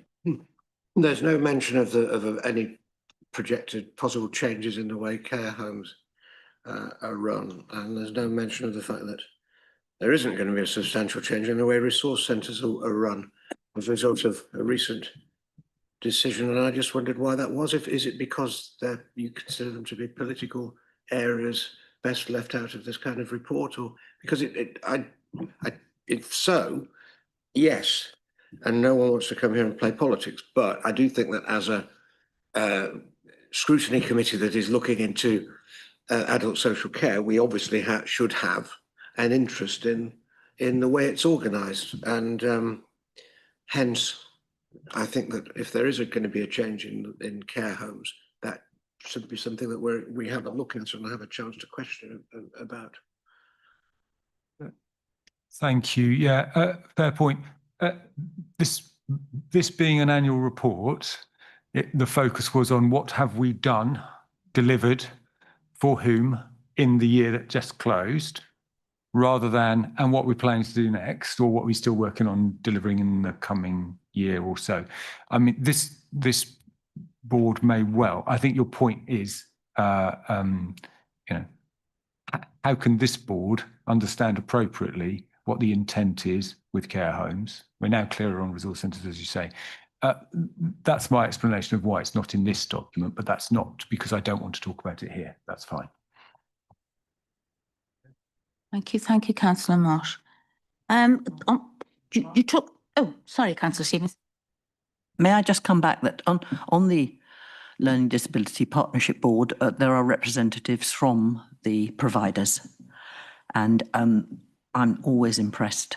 And we always have at our main meetings, which are every other month, clients as well, and they take part in the meetings as best they can, and all presentations are done so that they can be a part of it. So I'm quite impressed, actually. Do they have advocates with them to assist them? The woman who runs the meetings is from the advocacy group. Slokanda? Just a quick question back to the pie chart where it talks about staff costs. Is that internal staff costs to manage all of this? Because what I'm trying to understand is, any other sectors, are there, if they're internally provided, they're also staff costs, right? So I'm trying to work out what the differentiation is by pulling out staff costs as a figure by itself. Yeah, so the remaining segments principally are externally commissioned services. So we've got the breakdown of the staffing related to yes, our case management staff, and then obviously we've then got the internal staffing related to the resource centres, the care homes and the reablement. So we've got two sections of internal staffing costs and then the remainder of externally sourced support. Okay, thank you. Is that okay? Thank you. Councillor McCrow. Thank you. On page 130 on the printed numbers anyway, there's a couple of things. First of all, Mosaic, and it says we'll be moving to the new system in 2026. So I was wondering how that transition. Can I just say, when we're speaking, can you get close to your microphone? I'm struggling to hear a little bit. I think it's just me, but Councillor Stevenson has also said so. So, you know, it's important that we do try and hear every precious word you say. Thank you. Very precious. The problem is sometimes there's a feedback between my hearing aids and the microphone, so that's why. But it seems to be okay this time. Yeah. So it says on Mosaic that we're planning to move to that in 2026. I was wondering how that move was going, though I thought the care director contract ran out in October and November this year, but this sounds like there might be a gap. And the other thing is the analog to digital switchover mentions NRS, which I believe are now out of business. But is that to do with kind of home monitoring equipment and so on? It's not terribly clear here. On Mosaic, we've extended the care director contract, so we're okay. We won't be flying blind, and the progress on the project is it's on track. We're currently reporting it as an amber program because it's a complex one, but we are talking actively about a go live date, an implementation date of the 15th of April, I think it is. So yeah, it's going okay. All fingers crossed, please, because you know how hard those things are. Analog to digital switchover, that relates, it relates to technology enabled care and the way that interacts with people's home lines. And I'm not a technical expert, but I'm advised. So you're right, NRS have gone into insolvency. We are now contracted with Liberty Life. They are our technology-enabled care provider. They're new, and they are telling us they have got this in hand. Yeah, on the latter thing, because there's periodically there's adverts on the television telling people to contact their provider if they think their phone is going to be converted, which seems to be the wrong way around to me. But mine was converted some time ago, so I'm a little bit concerned that this might be kind of going on without everybody knowing. So Liberty Life are proactively speaking to anybody that we have an involvement with where technology-enabled care is part of the system. Yeah. Thank you. Thank you, Alan. Councillor Stewart? Thank you. Just leading on from the piece about Mosaic, could we add it to the work programme or to a future meeting? Because I think it would be good if this committee could see how, and clearly not see confidential information, but perhaps to see the data that can be driven from it, get some reassurance about the fact that this isn't going to cause the same issues as Care Director perhaps did. So I think it would be quite important for us to be able to scrutinise it. And then the other piece, I just wanted to say about reablement. I always love seeing good feedback about reablement because I think it's such an excellent service. So everyone that seems to use the service feels more independent. We keep people at home for longer, all those sorts of things. So that's really excellent and well done to the team for carrying on and delivering that. Thank you very much for that. Oh, Councillor Stevenson. Yes, just a couple of points, please.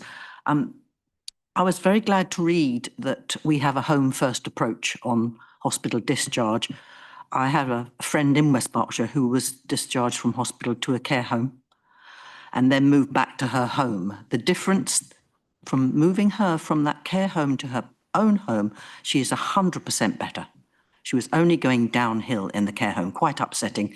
So I'm very pleased to read that we are putting home first as the approach. Under the services we provide, you talked about a sensory garden being underway. I was at the opening at Willow's Edge of the sensory garden, which is fabulous. And of course, it was wonderful that young people, Berkshire youth, were involved. But of course, I now know that the other care homes want one. Okay. And my last thing, which is a bit frivolous really, when you've evaluated the robotic pets, can I have one? Thank you. Thank you. I don't know how to come back. Yes, you can't please all the people all the time. I appreciate that. Yeah, I understand that. I mean, there have been significant improvements to the garden at Birchwood, albeit not a sensory. I mean, bringing it back into good repair is probably the way I'd describe it, rather than properly moving forward into a sensory garden. The companion pets we like. People like them. It's so hard to evaluate what meaningful difference has this made to people's lives. But we really, I think, particularly for people who have behavioural difficulties, something to manage their emotions proactively, I think, and they are good fun. So I'll bear you in mind. Councillor Kanda? Sorry, just back to that home first thing, and this might not be the forum or the appropriate thing, but it was a very personal thing with my mother that she didn't, because she was stuck because there weren't enough staff to enable her to re-enable back home. So I just wondered whether or not we measure how often we are able to do that when the circumstances should be that they are re-enabled back home. Yes, so one of the pieces of information that is very closely monitored, because it's one of the indicators that the Better Care Fund links to.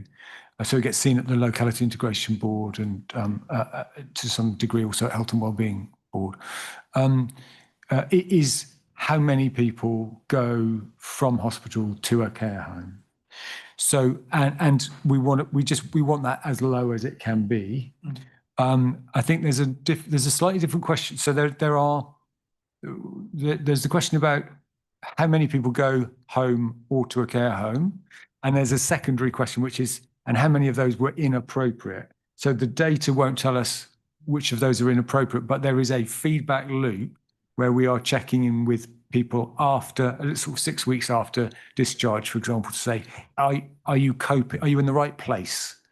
So I think we've got a good handle on how to respond if we go down a particular process and think, actually, this has not worked. This has not been the right thing for this individual.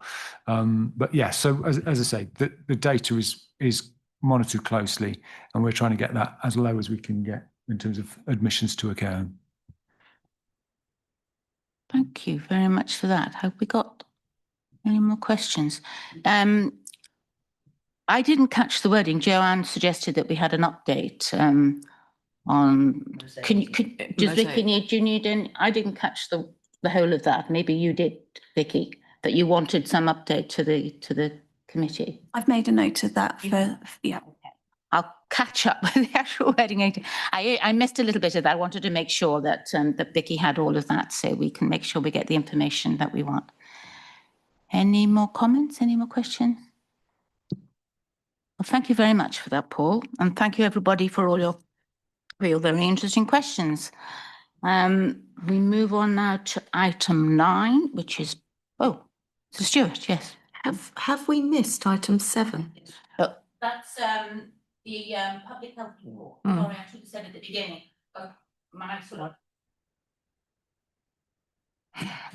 That Matt Pearce asked to be later on in the agenda so that he could be here. Sorry, I meant to say that at the beginning of the meeting, so that you've obviously been looking puzzled and wondering that you'd. So you're not going to miss out. Don't worry. He'll be here to present his report, hopefully later on. But he obviously had something else, and he wanted to make sure he was here. So he's at the end. So you've got intensive Paul before you have Matt. Is that okay? Sorry, I should have explained that. Apologies. So now we have Paul and the Adult Social Care Complaints Annual Report. Complaints and Compliments Annual Report. Thank you.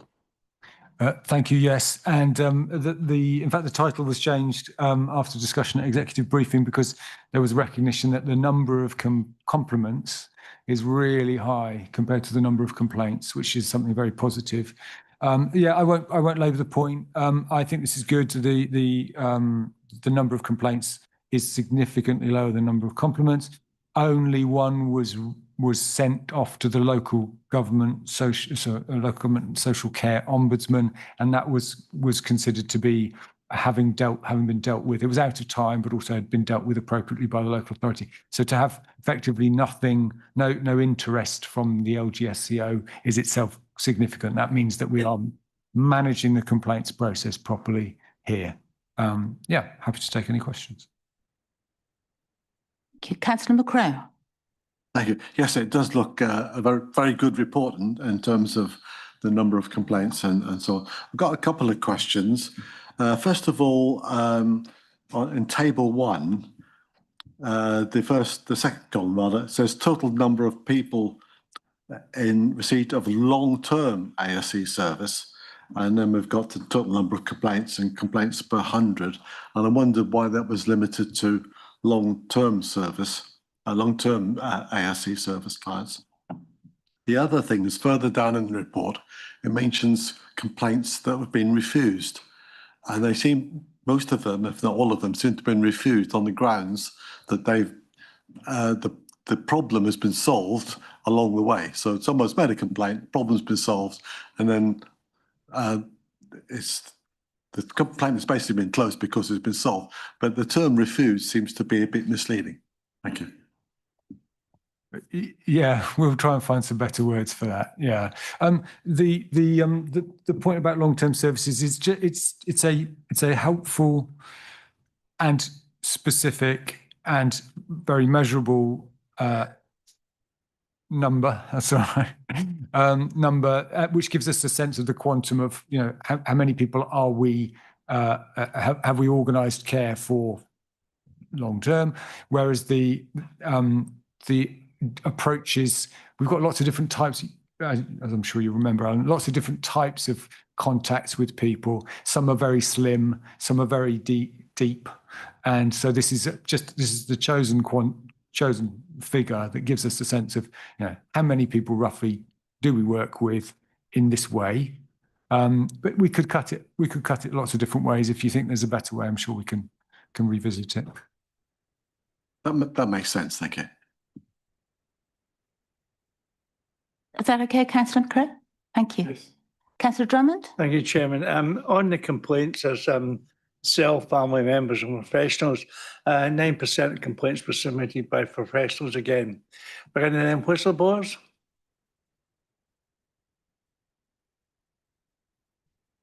I don't know off the top of my head. Could you find out, please? I think we can. Thank you very much. Thank you. Also on that same page, 142, it shows that most of the complaints are coming from family members. And you do mention that there might indicate a potential gap for those who lack confidence or capacity, but have no friends or family to complain on their behalf.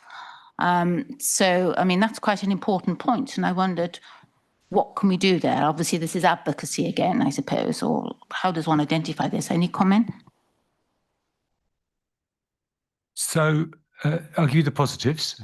It's a clearly defined statutory duty, and we have contracts with advocacy services to deploy them when it's appropriate. That's the good news. The bad news, I guess, is how do we come across those people in the first place? And that's much harder, more complicated. And so I don't know I can give the same level of assurance, really. Wherever we have somebody and we know that they've got something, there's something where there is an advocacy role, we will make sure they have an advocate.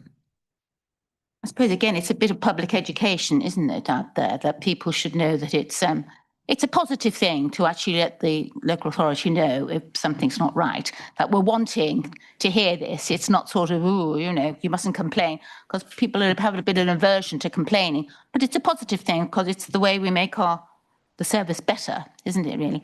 And I think you also, the transitions situation is mentioned again, I think, in this area, that a lot of complaints are coming from parents and carers during that transitions phase.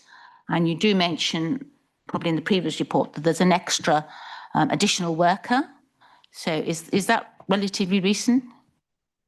Yeah, that team has grown quite a bit over the last few years, as has the demand, the number of people coming through that transitions process. So we're trying to make sure that the team is appropriately scaled based on this increasing demand. It is worth saying that, of course, it's a very anxiety-provoking time for parents. They want to make sure that their person gets what they need, and the statutory context for children and young people is different to that for adults. It's hard to get your head around. So we understand why it's a tough time for families, and it's natural that sometimes that will come out in the form of a complaint. Yeah.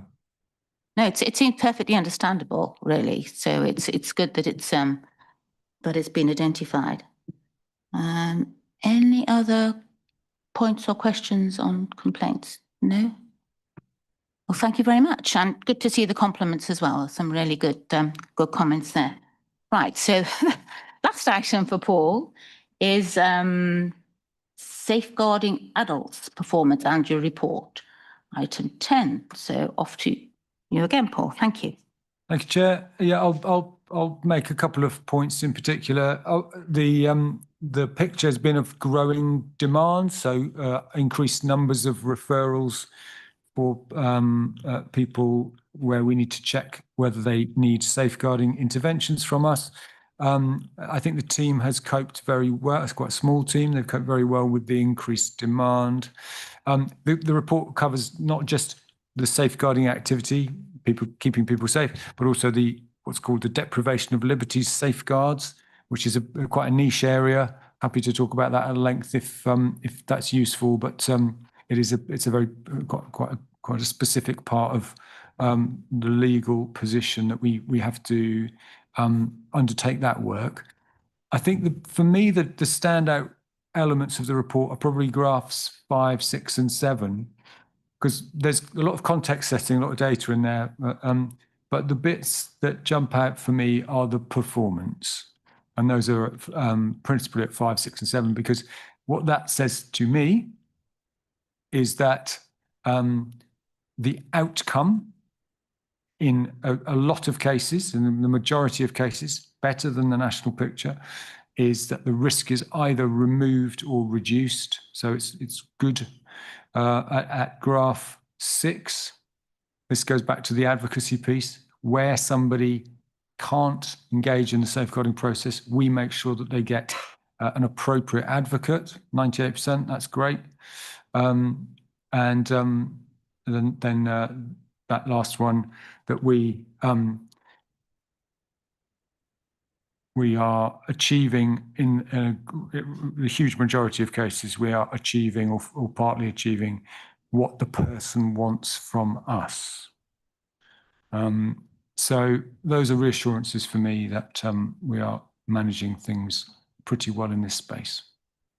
So are we, is the increase, is the increase partly because we're enabling people to, that we're sort of, we're aware of? I think there'll be an element of that about, do people know that when a safeguarding concern can be responded to?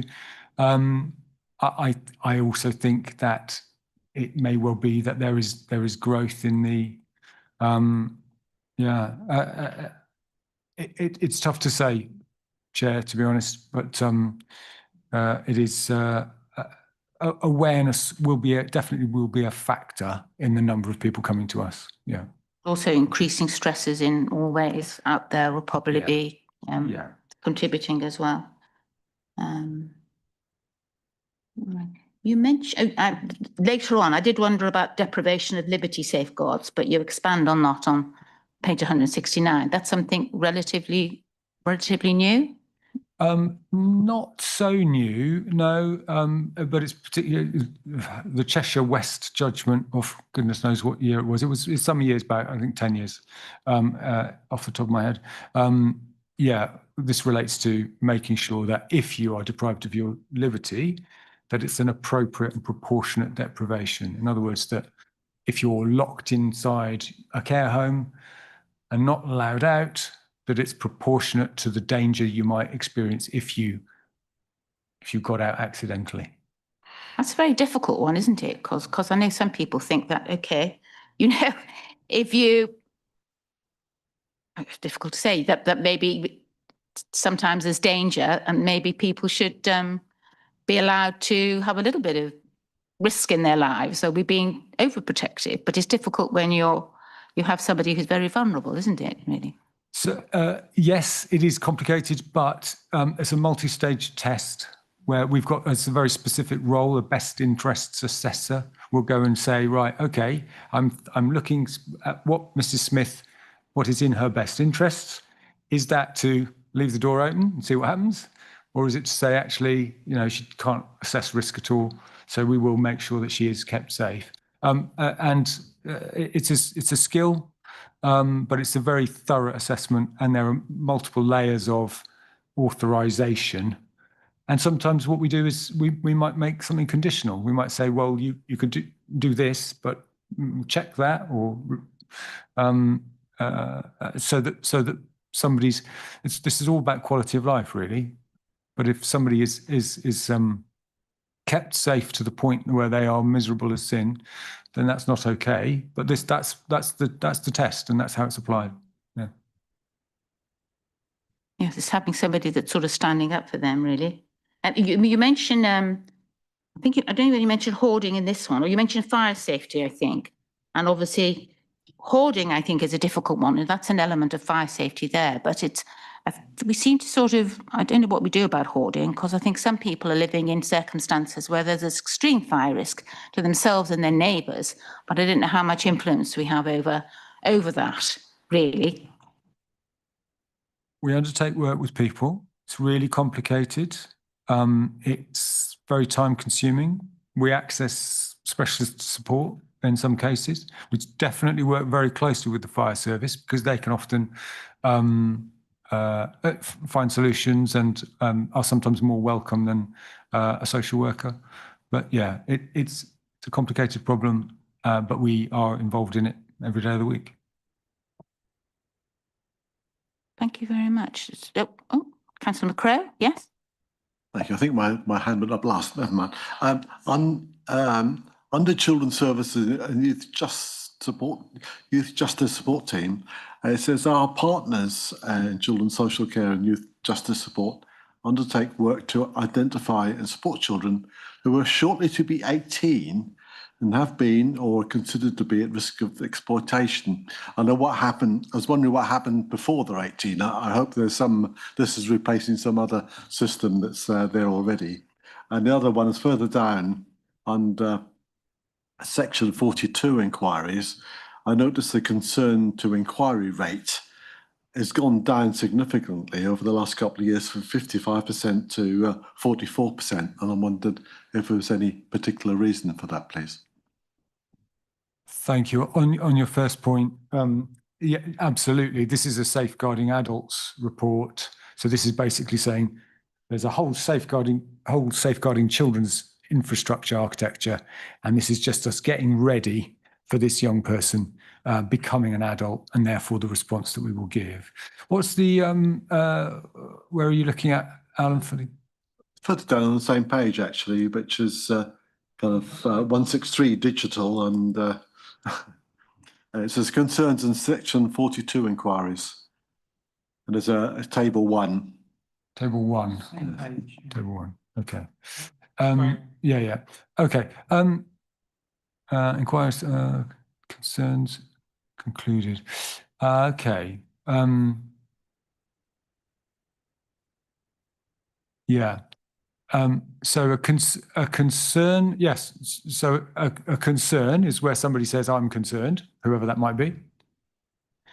We have a small safeguarding team that then do a triage activity where they say, okay, does this meet the threshold for a Section 42 inquiry, which has a number of conditions that need to be met for it to be have a formal inquiry on that basis. So there are a few reasons why that ratio might be changing. One might be that, and it goes back to Councillor Vickers' point about, are people telling us more often about things, and of that larger group of activity, fewer of those are meeting the threshold.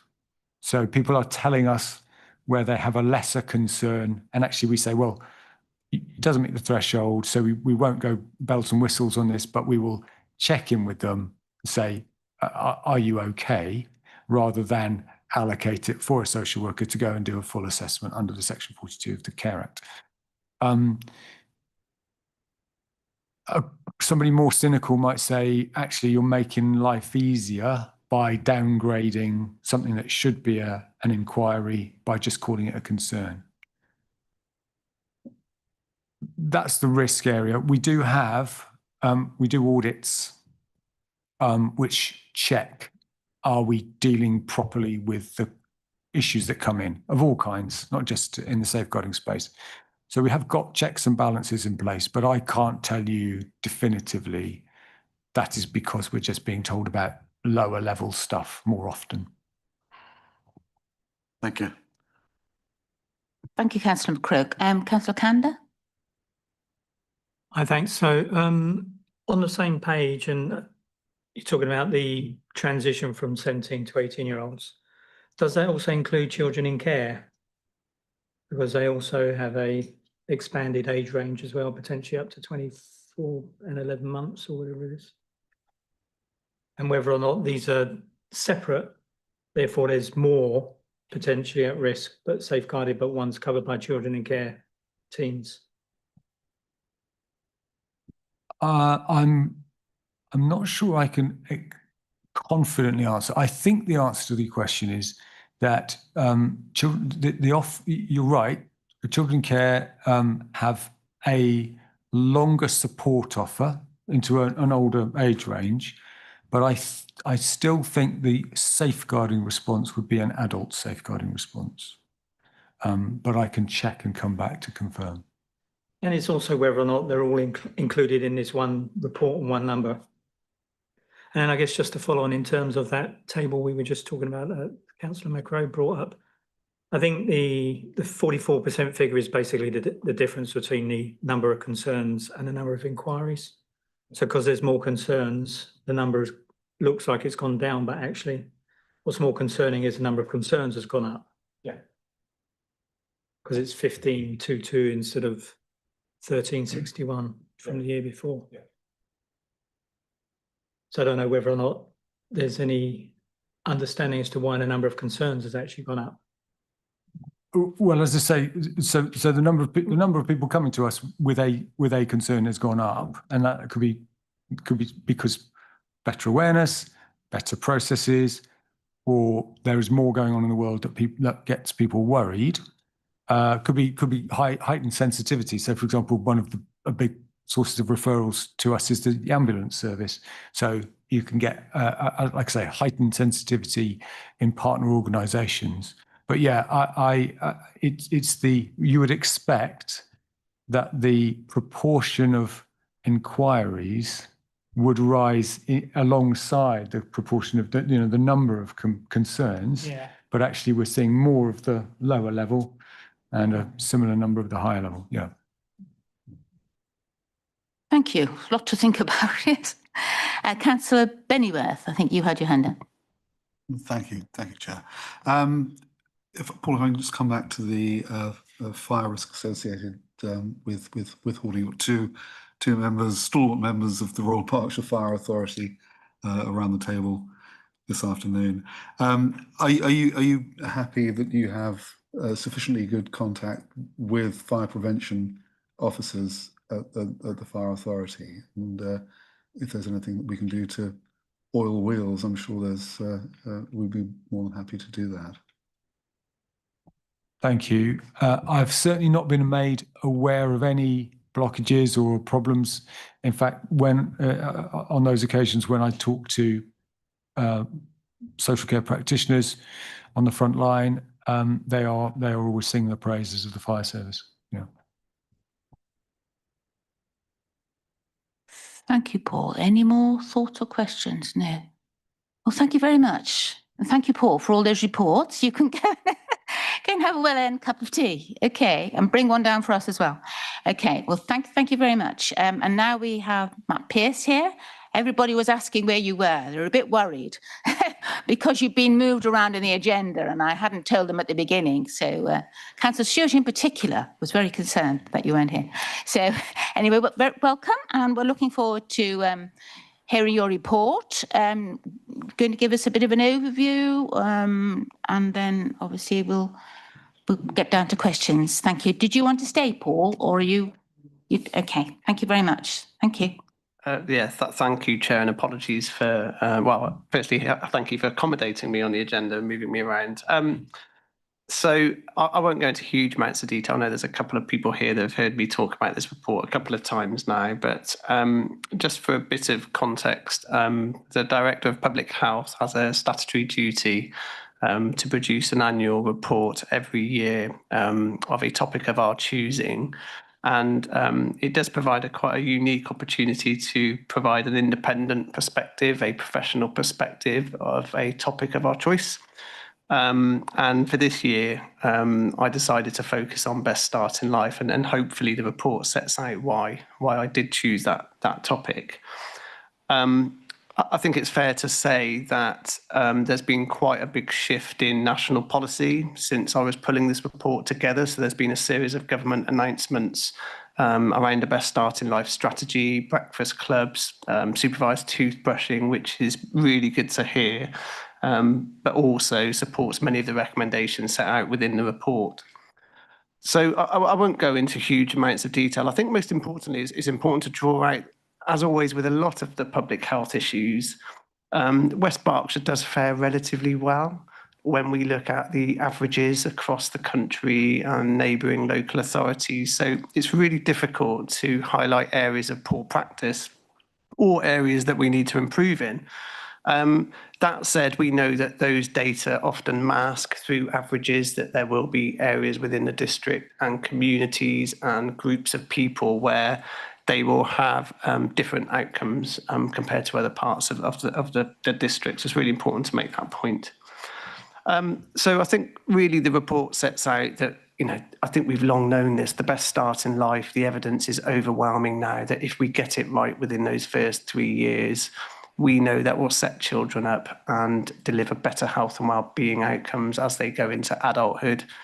It really does make an important point about the connections and relationships that children need to have when they're young. I think we often underestimate that, but that can really buffer adversity. And as they grow up, it can support them to have better health outcomes. One of the reasons I wrote this report was actually the awareness of the importance of best starts in life, particularly within the community, maybe isn't as high as what we would have liked. So maybe we are all familiar with the evidence, but actually a lot of people in the community, a lot of surveys have shown that people don't really understand how important it actually is, particularly when we know such a significant amount of brain growth takes place during those early years. So throughout the report, I cover a host of different areas within best start in life. I talk about adverse childhood experiences. There's also quite a good infographic within the report about if West Berkshire was a town of 100 people, and it just brings it to life a little bit in terms of the numbers, in terms of the number of pregnant women that might be overweight, proportion of babies breastfed at birth, children in poverty and children who'd have tooth decay. And I know that's been a topic within this committee before. So it kind of sets out a bit of a summary in terms of some of those indicators. I did mention poverty. That is probably one of the areas of concern because we've seen a relatively increase of about 52.8% over the last 10 years or so, which is higher than what we've seen nationally. So around 3,300 children now living in poverty in relative terms. And we know that poverty can have negative consequences in terms of health and well-being outcomes. It also talks a lot about poor maternal mental health. Again, we know that's challenging and we need to ensure that parents and caregivers have the best possible opportunities for good mental health, as that can have a huge impact on children's development. It talks about smoking in pregnancy, and actually we made some really good successes in smoking in pregnancy over the last few years. In 2010, it's about 7.4%, and that's now come down to 5.9%, but there's still work to be done because we know that can have significant consequences to the unborn child. It's worth pointing out at this point, and I often do it in my public health reports, that hopefully it does celebrate some really good things that are going on in West Berkshire. So within the report, it talks about some of the great services, the work of the voluntary and community sector and all that they're doing to support young families and parents. And I think it's important to celebrate that because, yes, we've got some work to do in some areas, but actually some fantastic things going on. Vaccinations, there was lots in the news last week from particular political leaders about immunisations, but West Berkshire does fare really well in terms of our immunisation. Yes, there will be cohorts and communities that have lower uptake, but actually we fare really well. We just need to keep on top of that, particularly with vaccine hesitancy and things like that, to make sure people stick to the facts and know that it's evidence-based, and it's probably one of the best things we can do for our children. I probably won't say any more. There's lots in there. Child obesity is a comprehensive report. The Healthy Child programme I talk about is probably our pioneering programme. That's health visiting. That's such a unique opportunity in terms of engaging with children, particularly vulnerable children. Identifying SEND needs is really important too. And the report sets out a series of recommendations. Now, these recommendations, so this went to the Health and Wellbeing Board last week. That is really for those respective organisations and the board itself to consider how they might want to respond to those recommendations. Happy to go through them one by one, but it does set out things in an evidence-based way that organisations can do based on the report itself. And as I said earlier, I think a lot of the government announcements have actually gone some way to supporting many of these recommendations, and that's really positive. I'm happy to say more, Chair, but hopefully that's a bit of a brief overview for you. Thank you, Matt. Yeah, it's great to see you focusing on the first 1001 days. It's a shame that you think that there's a lack of awareness out there. I'm not quite sure what that's based on. So we're talking about members of the public, potential parents, not understanding. Yeah, it's just national surveys. I think, you know, people maybe not recognising the, you know, the growth of the brain during the early years and how important it is in terms of setting up for future health outcomes. So, I mean, it's just from the evidence from surveys nationally, not locally, about people's general awareness of best starts in life. Because this includes pregnancy, doesn't it? And again, I'm not sure. So the 1001 days goes from conception through to 2. And again, I don't know that there's always an awareness about that. But I mean, as I always say, for this, for raising awareness and for making sure that parents are supported, you need a strong health visiting team. And I know I keep saying this, but also I was going to mention, and I think you did mention the immunisation and the political context. I actually did read, I think it was only yesterday in a national newspaper, that what Trump has been saying about immunisations, although it's nothing to do with this country, people see even strange claims as someone in authority. And this article was actually saying that it's not enough to put information out there and say, look, these are the right facts, read them and understand them. You need to have trusted professionals. And they actually mention health visitors in particular, which used to be a role of the health visitor, would answer questions about immunisations and, you know, make sure that people understood the importance of it. So, and it says, you know, numbers are going down. I'm not quite sure. I mean, we seem to be happy about the numbers of health visitors we have, but I'm sure we're not. It's not as healthy a number as it possibly used to be. So there's a few things there. I did mention a political leader, but I didn't call him out by name, but you're absolutely right. I think that's a concern for me when you hear blatant lies and not evidence-based statements, which isn't helpful for our communities when they hear that. And I mean, the paracetamol one was another one in pregnancy, which is not supported by evidence either. So those remarks are really difficult for us in public health, because for some people, they do listen and hear that and they question these things. So it's just something we need to push back on. We learned a lot during COVID in that space, I think, and how we could engage people that maybe had concerns, and used, you know, community champions. We used medical professionals to make sure they reinforced the messages that these are really safe and highly evidence-based. Your question on health visiting, yeah, we have seen a reduction in health visitors. That's a national issue. We are working very closely with Berkshire Healthcare Foundation Trust about how we can attract and grow the health visiting workforce, but also we need to think about a different skill mix. So not everything always needs a health visitor. It could use a different type of professional. So it is a challenge, I won't lie. Probably not as much in West Berkshire, but other local authorities, it's probably more of a challenge, but it's something we're keeping an eye on. Councillor Kander? I'm not sure it's appropriate yet, but is there because GPs and the way you access a GP is changing. I mean, certainly from our perspective, where I live, they're triaging now, and you might see someone who works in an ambulance rather than a GP in the first instance. Is that going to be taken into account in future reports of this? Because I can see that maybe changing the way things are maybe picked up or dealt with. Yeah, possibly. I mean, I think we all probably heard in the news, and when you read the NHS 10-year plan, you know, 50% of it is talking about digital solutions and different types of triaging and things like that. So it's something we need to think about. Most GPs, I mean, health visiting sees pregnant women, and, you know, when they've given birth, you know, quite quickly after. So the health visitors are really important. And actually, it's one of the few services, particularly during, you know, that first child visit, somebody goes into a home.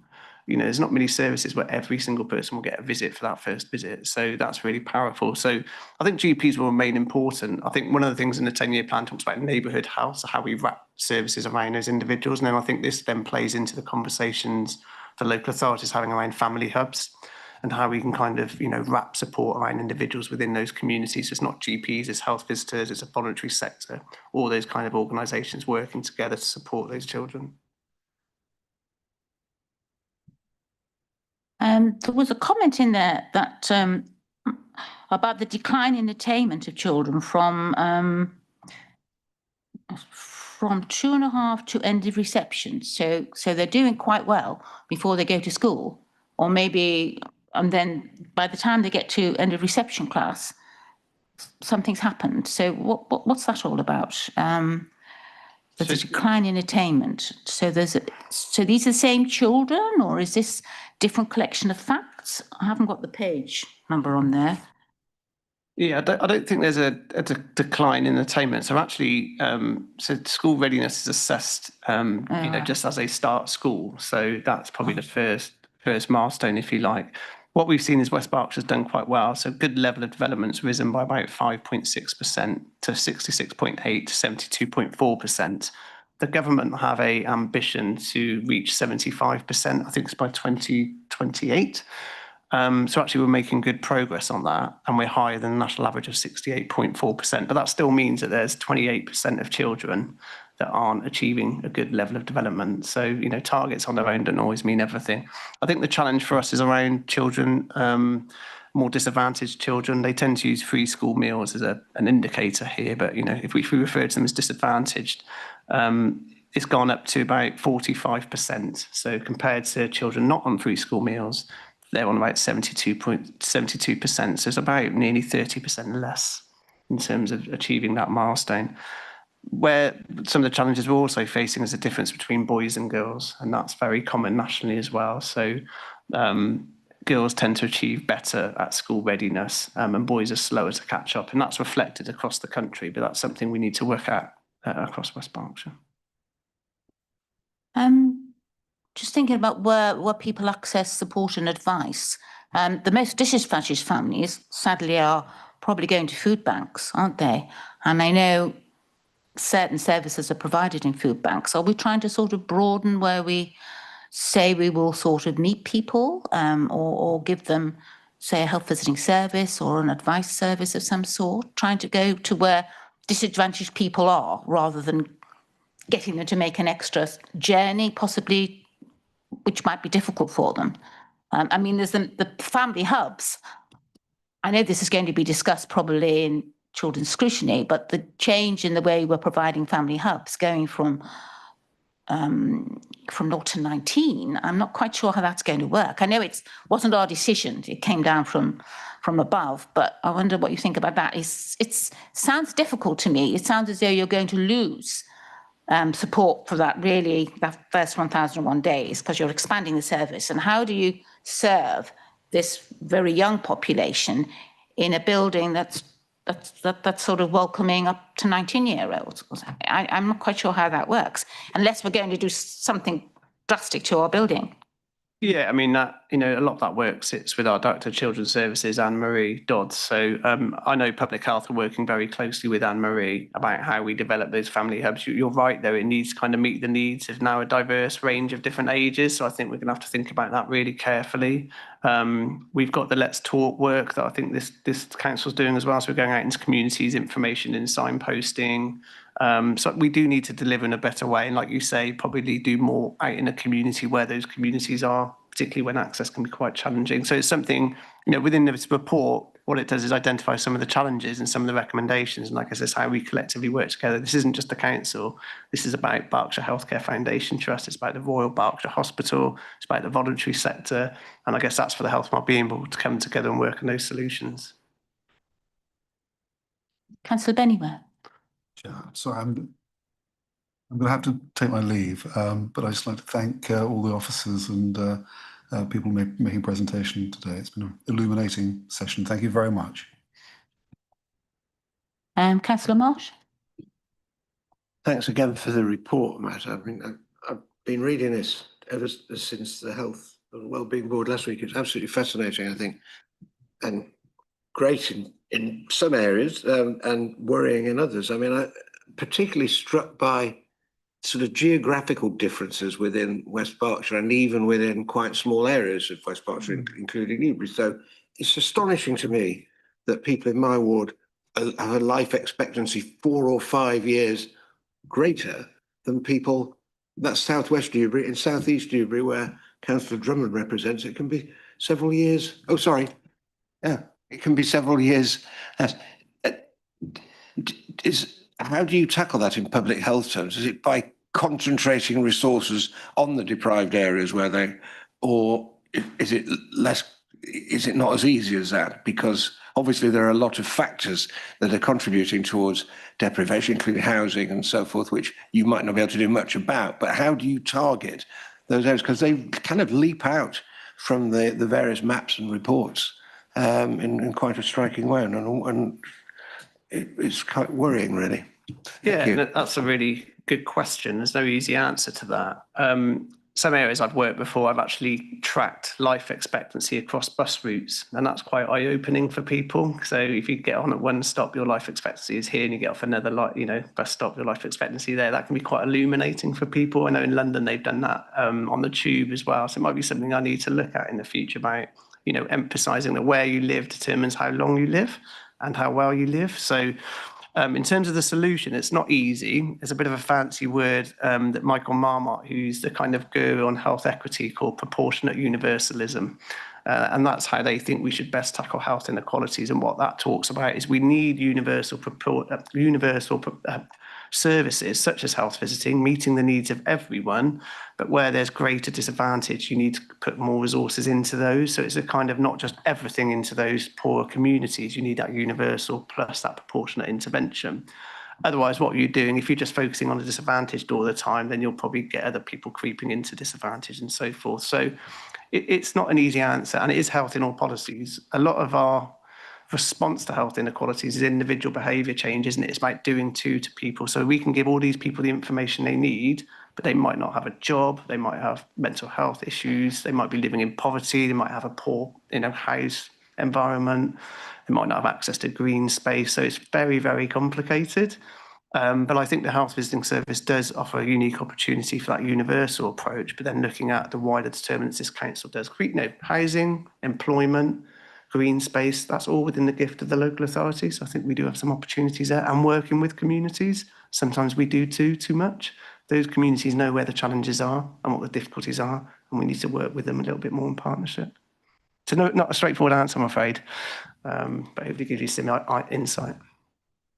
Thank you, David. Councillor Drummond? Thank you, Chairman. Following on from your point on the preschool meals and your point, Councillor Marsh, on poverty, it says that there are 12 bullet points on page 60, 61, and one of them says 1 in 5 eligible parents are not claiming Healthy Start vouchers, which approximate £70,720 of unclaimed food vouchers locally each year. What can we do to get that into the public domain?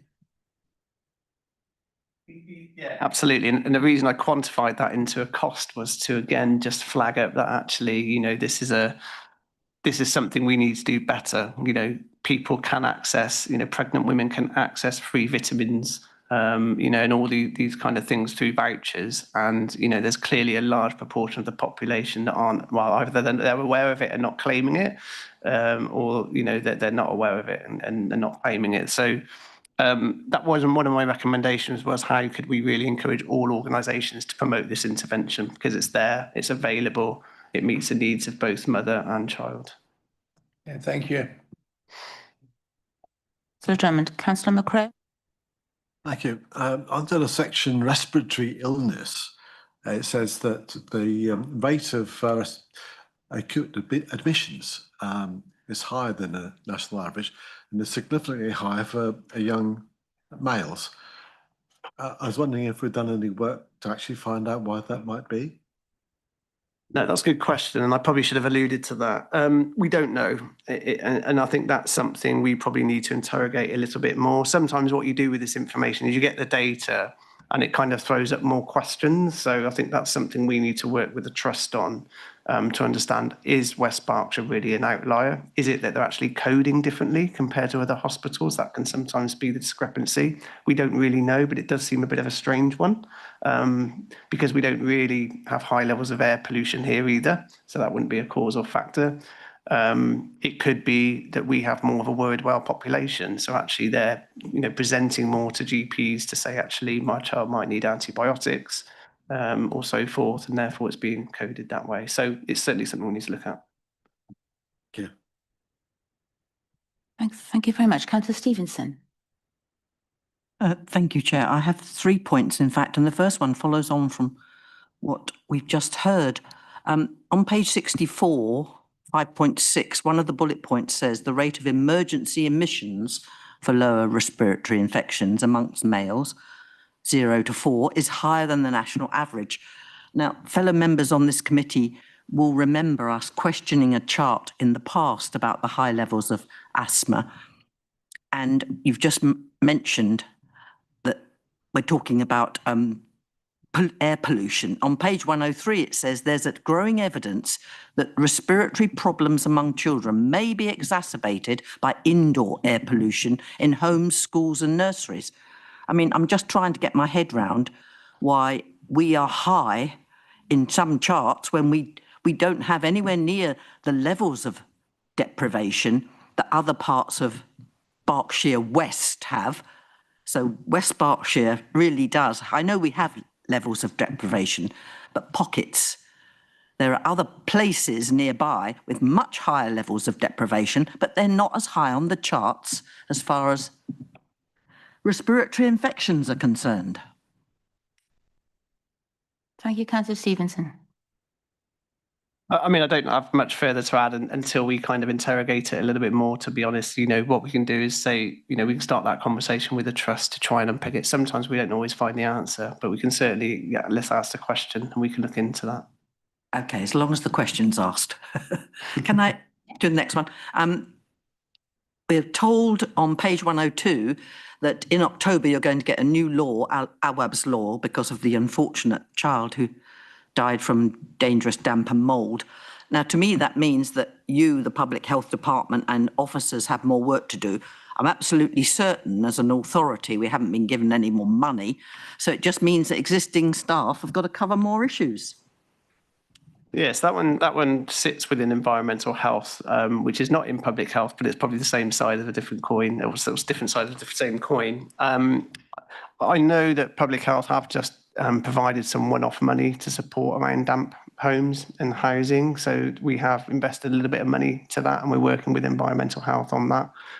But yeah, I don't know the detail in terms of what environmental health plans are in terms of making sure people comply with that law. But it's really important because we know that housing can be such a contributing factor to ill health. Yeah, absolutely. Thank you. Can I just mention one of your recommendations, number 5?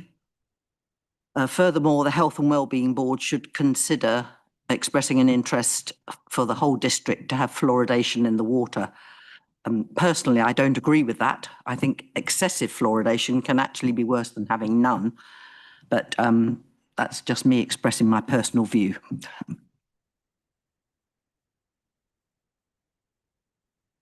Thank you, Councillor Stevenson. You won't be alone there. I'm sure there's lots of people out there, but it's what the evidence out there is telling us, I suppose, isn't it? Councillor Kanda and then Councillor McCrow. Thank you. So it's just back to the respiratory issue. So I think during our pre-meet, Vicky, you may have mentioned that there was some evidence or some reports that we'd had with regards to social housing and increasing mould, etc., which may be a contributing factor. And whether that is the case or not, I'm trying to understand how we're all going to link this together, because if we are seeing a degradation in housing with regards to sovereign, etc., and whether or not we're tracking in the health impact on children, in particular in these environments, and where that's going to sit and who's going to manage that. That might be a recommendation that the committee might want to make. So we can certainly look at that. I mean, we've got to be careful because it could be social housing. We know there's a higher prevalence of smokers in social housing, so that could be a contributing factor in terms of passive smoking. But we could maybe look at a cohort of individuals and look at. I mean, we're making assumptions. It's linked to deprivation here. The evidence in the report doesn't suggest that. It's just saying we've got a higher rate of emergency admissions. But it could very well be, if we look at that data, it could be linked to deprivation. So, like I say, I think it's a bit of an inquisitive. Let's see what data we can look at, working with the trust, working with primary care. So I'm happy to take that away, if that would be helpful. Thank you very much. Thank you. Mr. Darlan? Yes. Councillor McCrow. Thank you. Yes, I agree with Councillor Stevenson regarding fluoridation. Particularly since most toothpastes have fluoride added these days. But I was coming on to the child health. So, just child health, healthy child program. Sorry, there's a table there that figure 18, and the first row of the table, antenatal contacts, has gone down significantly over the last year from 59% to 24%, and 59% I thought was low. So I was wondering if we know what the reason for that is and what can we do about it, please.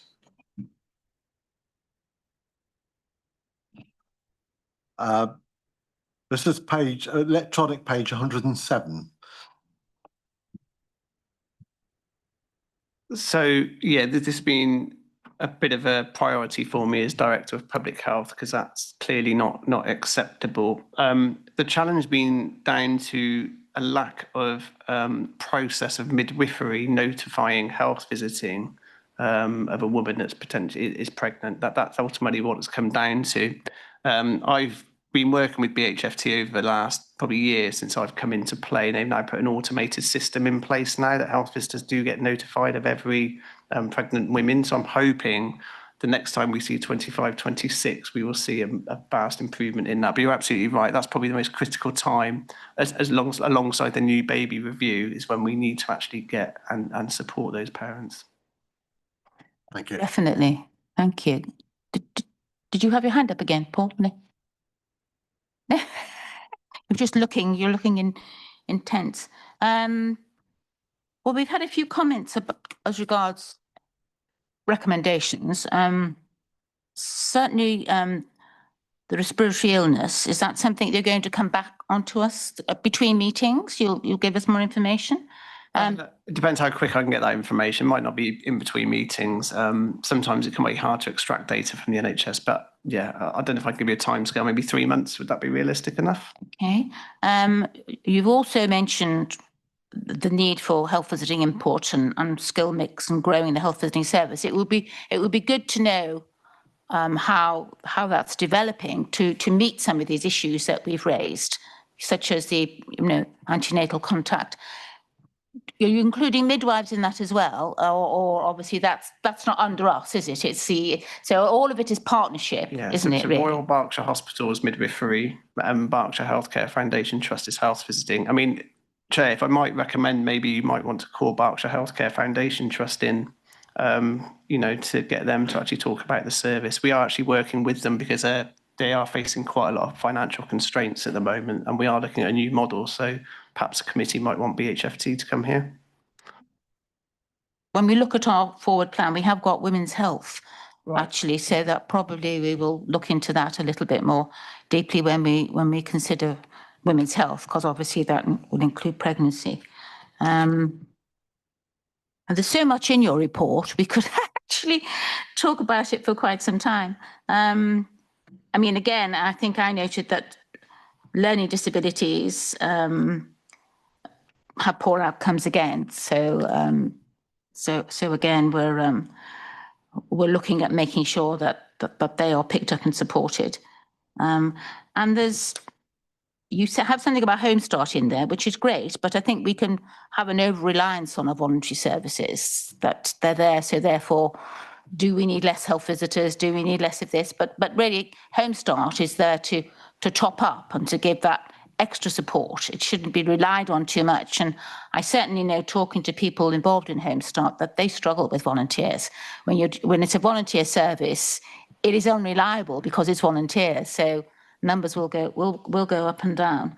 And there's quite a lot in your report about the long-term effects of adversity. You mentioned trauma, but also adversity, which we all know about. But I'm sort of thinking that it's a big burden on parents and carers to know that when things aren't going well, that how is this affecting your child? And I think there is research also that even if things are not so good early on in life, in those first few years, things can happen later to actually mitigate that, can't they? So it's not a sort of, although it's important, it's not a once and forever thing. If for some reason people struggle and things aren't right in the first few years, that there are sort of things can pick up later. You haven't sort of damned your child for life if something. So it can be, and I can remember there used to be a sort of talk about good enough parenting and sort of doing your best. So I think parents, most try to do their best, but some people can get a little bit, which is why this sort of personal contact and somebody to talk to is so important. They can get sort of over anxious about how well they're doing, can't they? Yeah, and I mean, the adverse childhood experience, I'm not convinced there is that much public awareness actually of adversity in childhood, and actually it can physically alter your brain. And you're right, just because someone suffered adversity, it doesn't mean they're, not going to have good future health and wellbeing outcomes. But the evidence is getting pretty good now that if you've lived in a family home that maybe someone's been domestic abused or sexually abused, or one of your parents are drinking, they have a mental health problem, that is an adverse childhood experiences that might manifest itself in a different way in the future, whether you smoke to cope with that mechanism, whether you drink. So ideally, we'd want to prevent those adverse childhood experiences in the first place. And, you're probably then talking about parenthood and preparing people for parenthood in terms of at the school.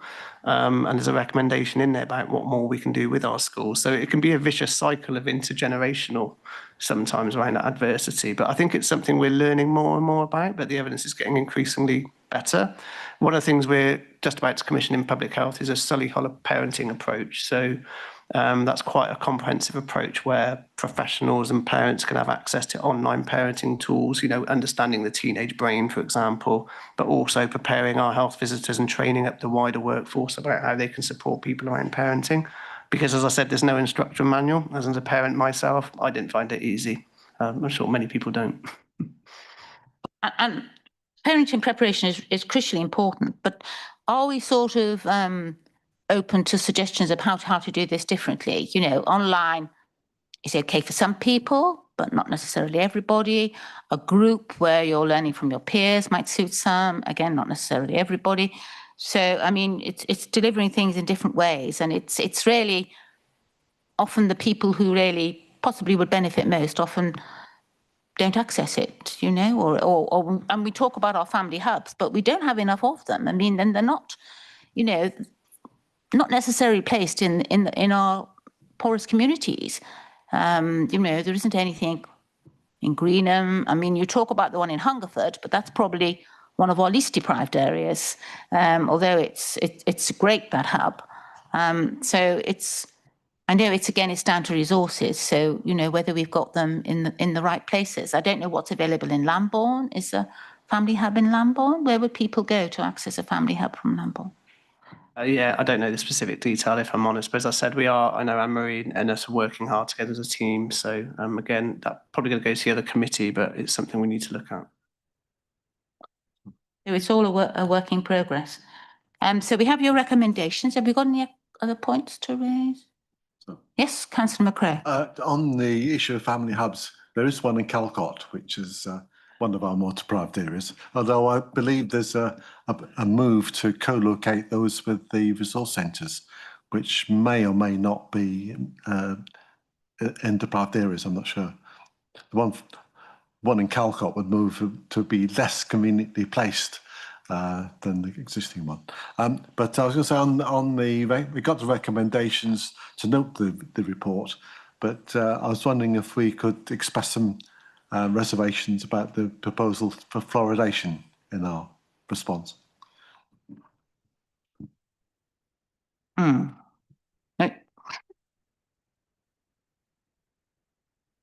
I have to say I don't have reservations because actually I've just had a really quick look, and the Department of Health and Social Security and one of the bills, the Health and Care Bill 2022, seems to suggest that there are no proven adverse effects of fluoridation. But I wouldn't want to make any recommendation until I had some firm facts, and I don't have those. So I wouldn't be prepared to say anything about that. Thank you. Councillor Marsh? I agree, but also it occurs to me that as we're going to be discussing oral health and dentistry, including a preventive approach in December, the next meeting, that would be a time to maybe question about that and find out more, because we may well disagree, but there'll be someone there who can give us a more expert view. So can we maybe look at that when we consider that next month, Chair? Good point. So some more information. Would because obviously you'll be there. Yeah, I mean, the evidence is pretty strong that fluoridation prevents tooth decay. So I won't want to get into that debate here, but the scientific evidence is there. And we can bring that back in December. And it's worth pointing out the North East has just been the first area, I think, for about 30 years for the government to permit adding fluoridation to water. So they've vigorously reviewed the evidence, but happy to bring something back. If I'm being brutally honest, I'm not sure how high up the priority order West Berkshire would be if we did lobby government, because there's probably more needier areas in the country, but that's not to say we can't ask the question. And that's my recommendation as a Director of Public Health in terms of the evidence and oral health. That would make a huge difference, but happy to come back December. Yeah, well, we've had lots of discussion about oral health, and we will be looking at that again. So it is a high priority for us. I mean, my understanding with fluoridation is that some areas of the country have natural fluoride, and there you wouldn't be adding the fluoride. So it depends on your region. Yeah, and I can remember when I was working, we used to give fluoride tablets out to children. You know, that was sort of routine. But I mean, with the level of poor oral health that we've got, I mean, personally, I wouldn't be, unless I had strong evidence, be expressing concern about fluoridation. But obviously, we're all sort of picked up on different information. So we need to make sure that we've, as Councillor Stewart said, we've got the correct information. So maybe we'll learn more about that in December. So do we have any other points that we want to raise? We've got the recommendations here before us on page 106 in my report. It might be different in yours. So I think we'd all fully support these recommendations. There's 12 of them. I don't think I need to go through them, but I'm particularly, I think the one about data information sharing is particularly important. So that would be between West Berkshire and health. That's the sort of thing we're talking about, sharing health across services. Yeah, I mean, this is one I think we've been trying to do for years, but I think, yeah, twofold really. One, to improve data sharing amongst agencies to support children at an individual level, but also at a strategic level. So how can we get access to data so we can say, where do we need to focus our resources? So yeah, it's between health, social care. I mean, ideally, we get the police involved in that as well. That'd be even better. So definitely information sharing is really important. And I think, yes, they all look like really improving oral health, empowering families to plan pregnancy, which you talked about, better information signposting, becoming child-friendly district. So they're all extremely powerful recommendations, which we fully support. And do we add in there about, or are we just going to get more information about respiratory illness? Is that something that we need to highlight anywhere in there? Or is it just included in our, will that be included in our information sharing if we're sort of working with housing as well? Or? I mean, it's probably a separate recommendation for the committee for the public health team, I'd suggest to consider, rather than be within the report. So the report's my independent recommendations for the Health and Wellbeing Board and wider partners, but I'd see it as a separate one, Vicky, perhaps. And there was a comment, the lack of data about the Healthy Start vouchers and things. Is that just a glitch? Is that sort of being worked on? That's a national glitch. We can't do much. Oh, is it? About that, yeah. So we can't do much about that. Is that? I don't know when the most recent data will become available. I'll have to ask nationally on that. So would sharing information between appropriate professionals, would that would help to make sure? Oh, absolutely, yeah. If we can, yeah, which is a recommendation within it, is for all organisations to promote the scheme as widely as they can. Okay. Is there anything else particularly people would like to highlight, or any other comments? No. Well, we'll be hearing more about what's happening here, and we'll be addressing oral health and women's issues later on. So if there's anything else that occurs to people after the meeting, obviously, please come back and we can forward it to Matt, or we can, Councillor Stewart. Sorry, I've just had a thought. I think potentially something about housing, which is mentioned in your report. And again, another thing that I'm just quickly Googling, and so don't have full facts, but the renters bill is about to get royal assent. And there is something very much in there about more emphasis and more responsibility being placed on local authorities. And I don't know what that looks like, but that sounds worrying. Worrying as in, will we have the money to be able to do whatever those additional sort of responsibilities are? So I don't know whether we need to include that as a recommendation here, or we just pick it up independently and say that the scrutiny committee ought to be getting ahead on that. It's probably something for the housing homelessness strategy group, which looks into those issues possibly. I don't know. It doesn't meet very often. Give it to them. Yeah. Maybe. What does Matt think? I mean, I know there's some work in the pipeline. I don't have the detail with me, to be honest. I'm happy to share a report with the committee outside of this meeting that's helpful about what work is being undertaken, but I don't have the detail to hand, I'm afraid. But certainly the housing stroke homelessness strategy group sort of often is working on issues such as this. Yeah, I don't know where it sits, to be honest. One of those ones that's a bit of a cross-cutting issue between health and housing, so I'd have to follow up. But I'm sure there'll be a home for it, and I can find that out if you like, in terms of where those conversations are happening. I mean, I know the Health Wellbeing Board has had housing conversations in the past, which I know Councillor Stewart would be aware of, but yeah, I don't know where they're happening. No. You know, housing does sit on the Health and Wellbeing Board, doesn't it? Is it who represents housing on the Health and Wellbeing Board? Or do we have a sovereign representative? We do. Do they come?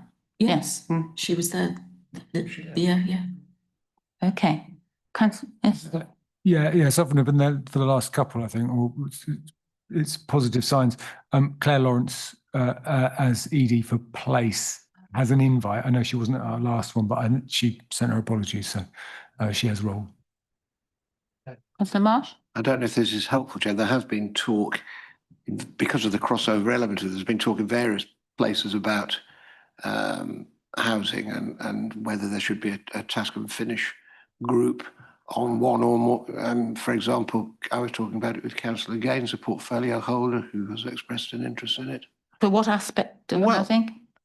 Yeah, the relationship between the local authority and the rental sector, because of what Councillor Stewart just referred to, the relationship between the local authority and sovereign and other, which is a difficult area in itself. And there seems to, everywhere I go, people are saying we need to have a look at housing, but there's the health aspect, there's the deprivation aspect, there's the whether or not we've got our priorities right. So it's something that seems to be getting talked about, and that's been aired at the Health and Wellbeing Board, has it? Just all over the place. Briefly, yes, it came up. Yeah.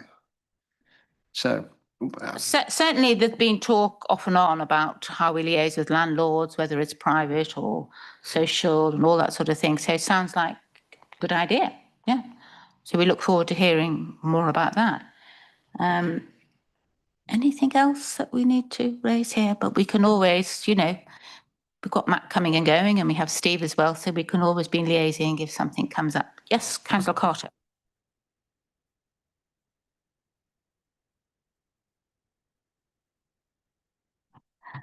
Thank you very much for your report.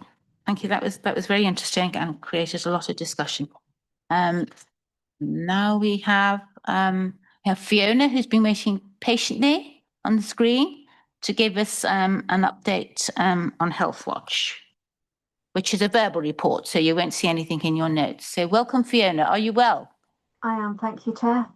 Good afternoon to everybody in the meeting. Thank you for the invite. So yes, just a quick update from Health Watch. So we have had a few challenges this summer, but we have continued with our engagement activities as we have obviously a work plan every year that we try to keep to. So this year we have 4 big engagements that we want to do out and about, which we have held 2 of them already. So we had one in Thiel, which was for Ageing Well, and we had one a couple of weeks ago up in Greenham. It's been a little bit difficult, trying to get it out, and because we're slightly challenged on the staffing front at the moment, unfortunately. So,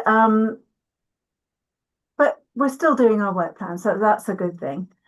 We have also published a report around the Ageing Well Golden Years, which was put out earlier during the summer. And as I say, we still have another 2 events to do before the end of the financial year, which will be March 2026. With the recent, well, not so recent now, but with the news about Healthwatch being abolished, there's a lot of confusion out in the community because obviously there was a big outpouring of it in the national news, and that's all there has been. So there has been no official anything from the government or Mr. Streeting or anybody to Healthwatch England or to ourselves yet about what is to happen. What we do know is that we are statutory, so it has to go through Parliament to be changed, to be abolished. And as we know, they kind of tend to move it at their own pace when they're doing things like that. So we have had a rough guesstimate that we will kind of be here until roughly 2027. That's what we think at the moment. So we have been told that there will still be some funding coming forward for the next quarter, or not the next quarter, but the next rack of funding coming forward. But that's pretty much it as far as the news that I can give you as an update from the top down, as it were. Unfortunately, what has happened, and it has had this knock-on effect with us, is that services have disengaged a little bit because of the news. You know, they're just, we'll kind of go to places and why are you here? We thought you'd gone, and it's quite disturbing because obviously we try very hard to keep relationships going, and one piece of news in the community, and we've kind of just disappeared in the community's eyes in a way, which is quite sad.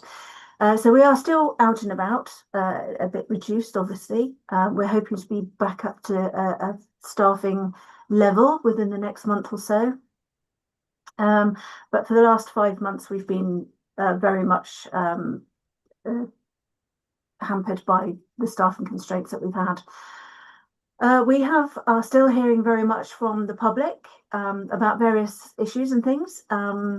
And I'm quite excited to say that we've now got something called Power BI, which is coming our way for reporting. So I've been tinkering with it today, and I'm very pleased with it because it means we can really drill down into what our reporting is saying, and look at things across the areas that are concerning.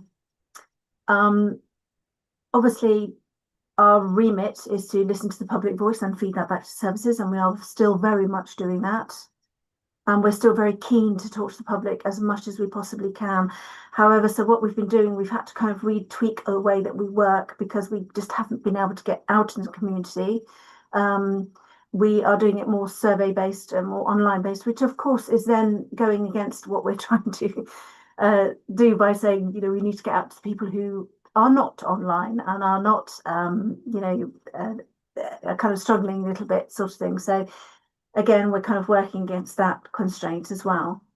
So we are still here. We are still going. We will be for the foreseeable future. We will obviously keep you updated with any news that we receive. But as yet, as I say, no legislative change, I can't say the word, you know what I mean, has not yet been spoken about.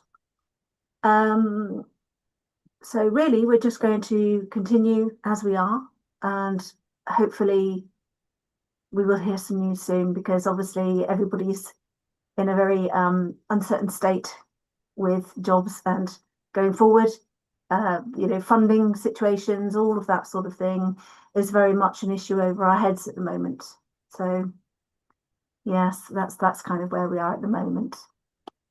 Well, thank you, Fiona. Yes, I think we're all aware of the news about Healthwatch, and it's good to know you're going to be with us for a little while longer. And I think it's really sad news because you do very valuable work.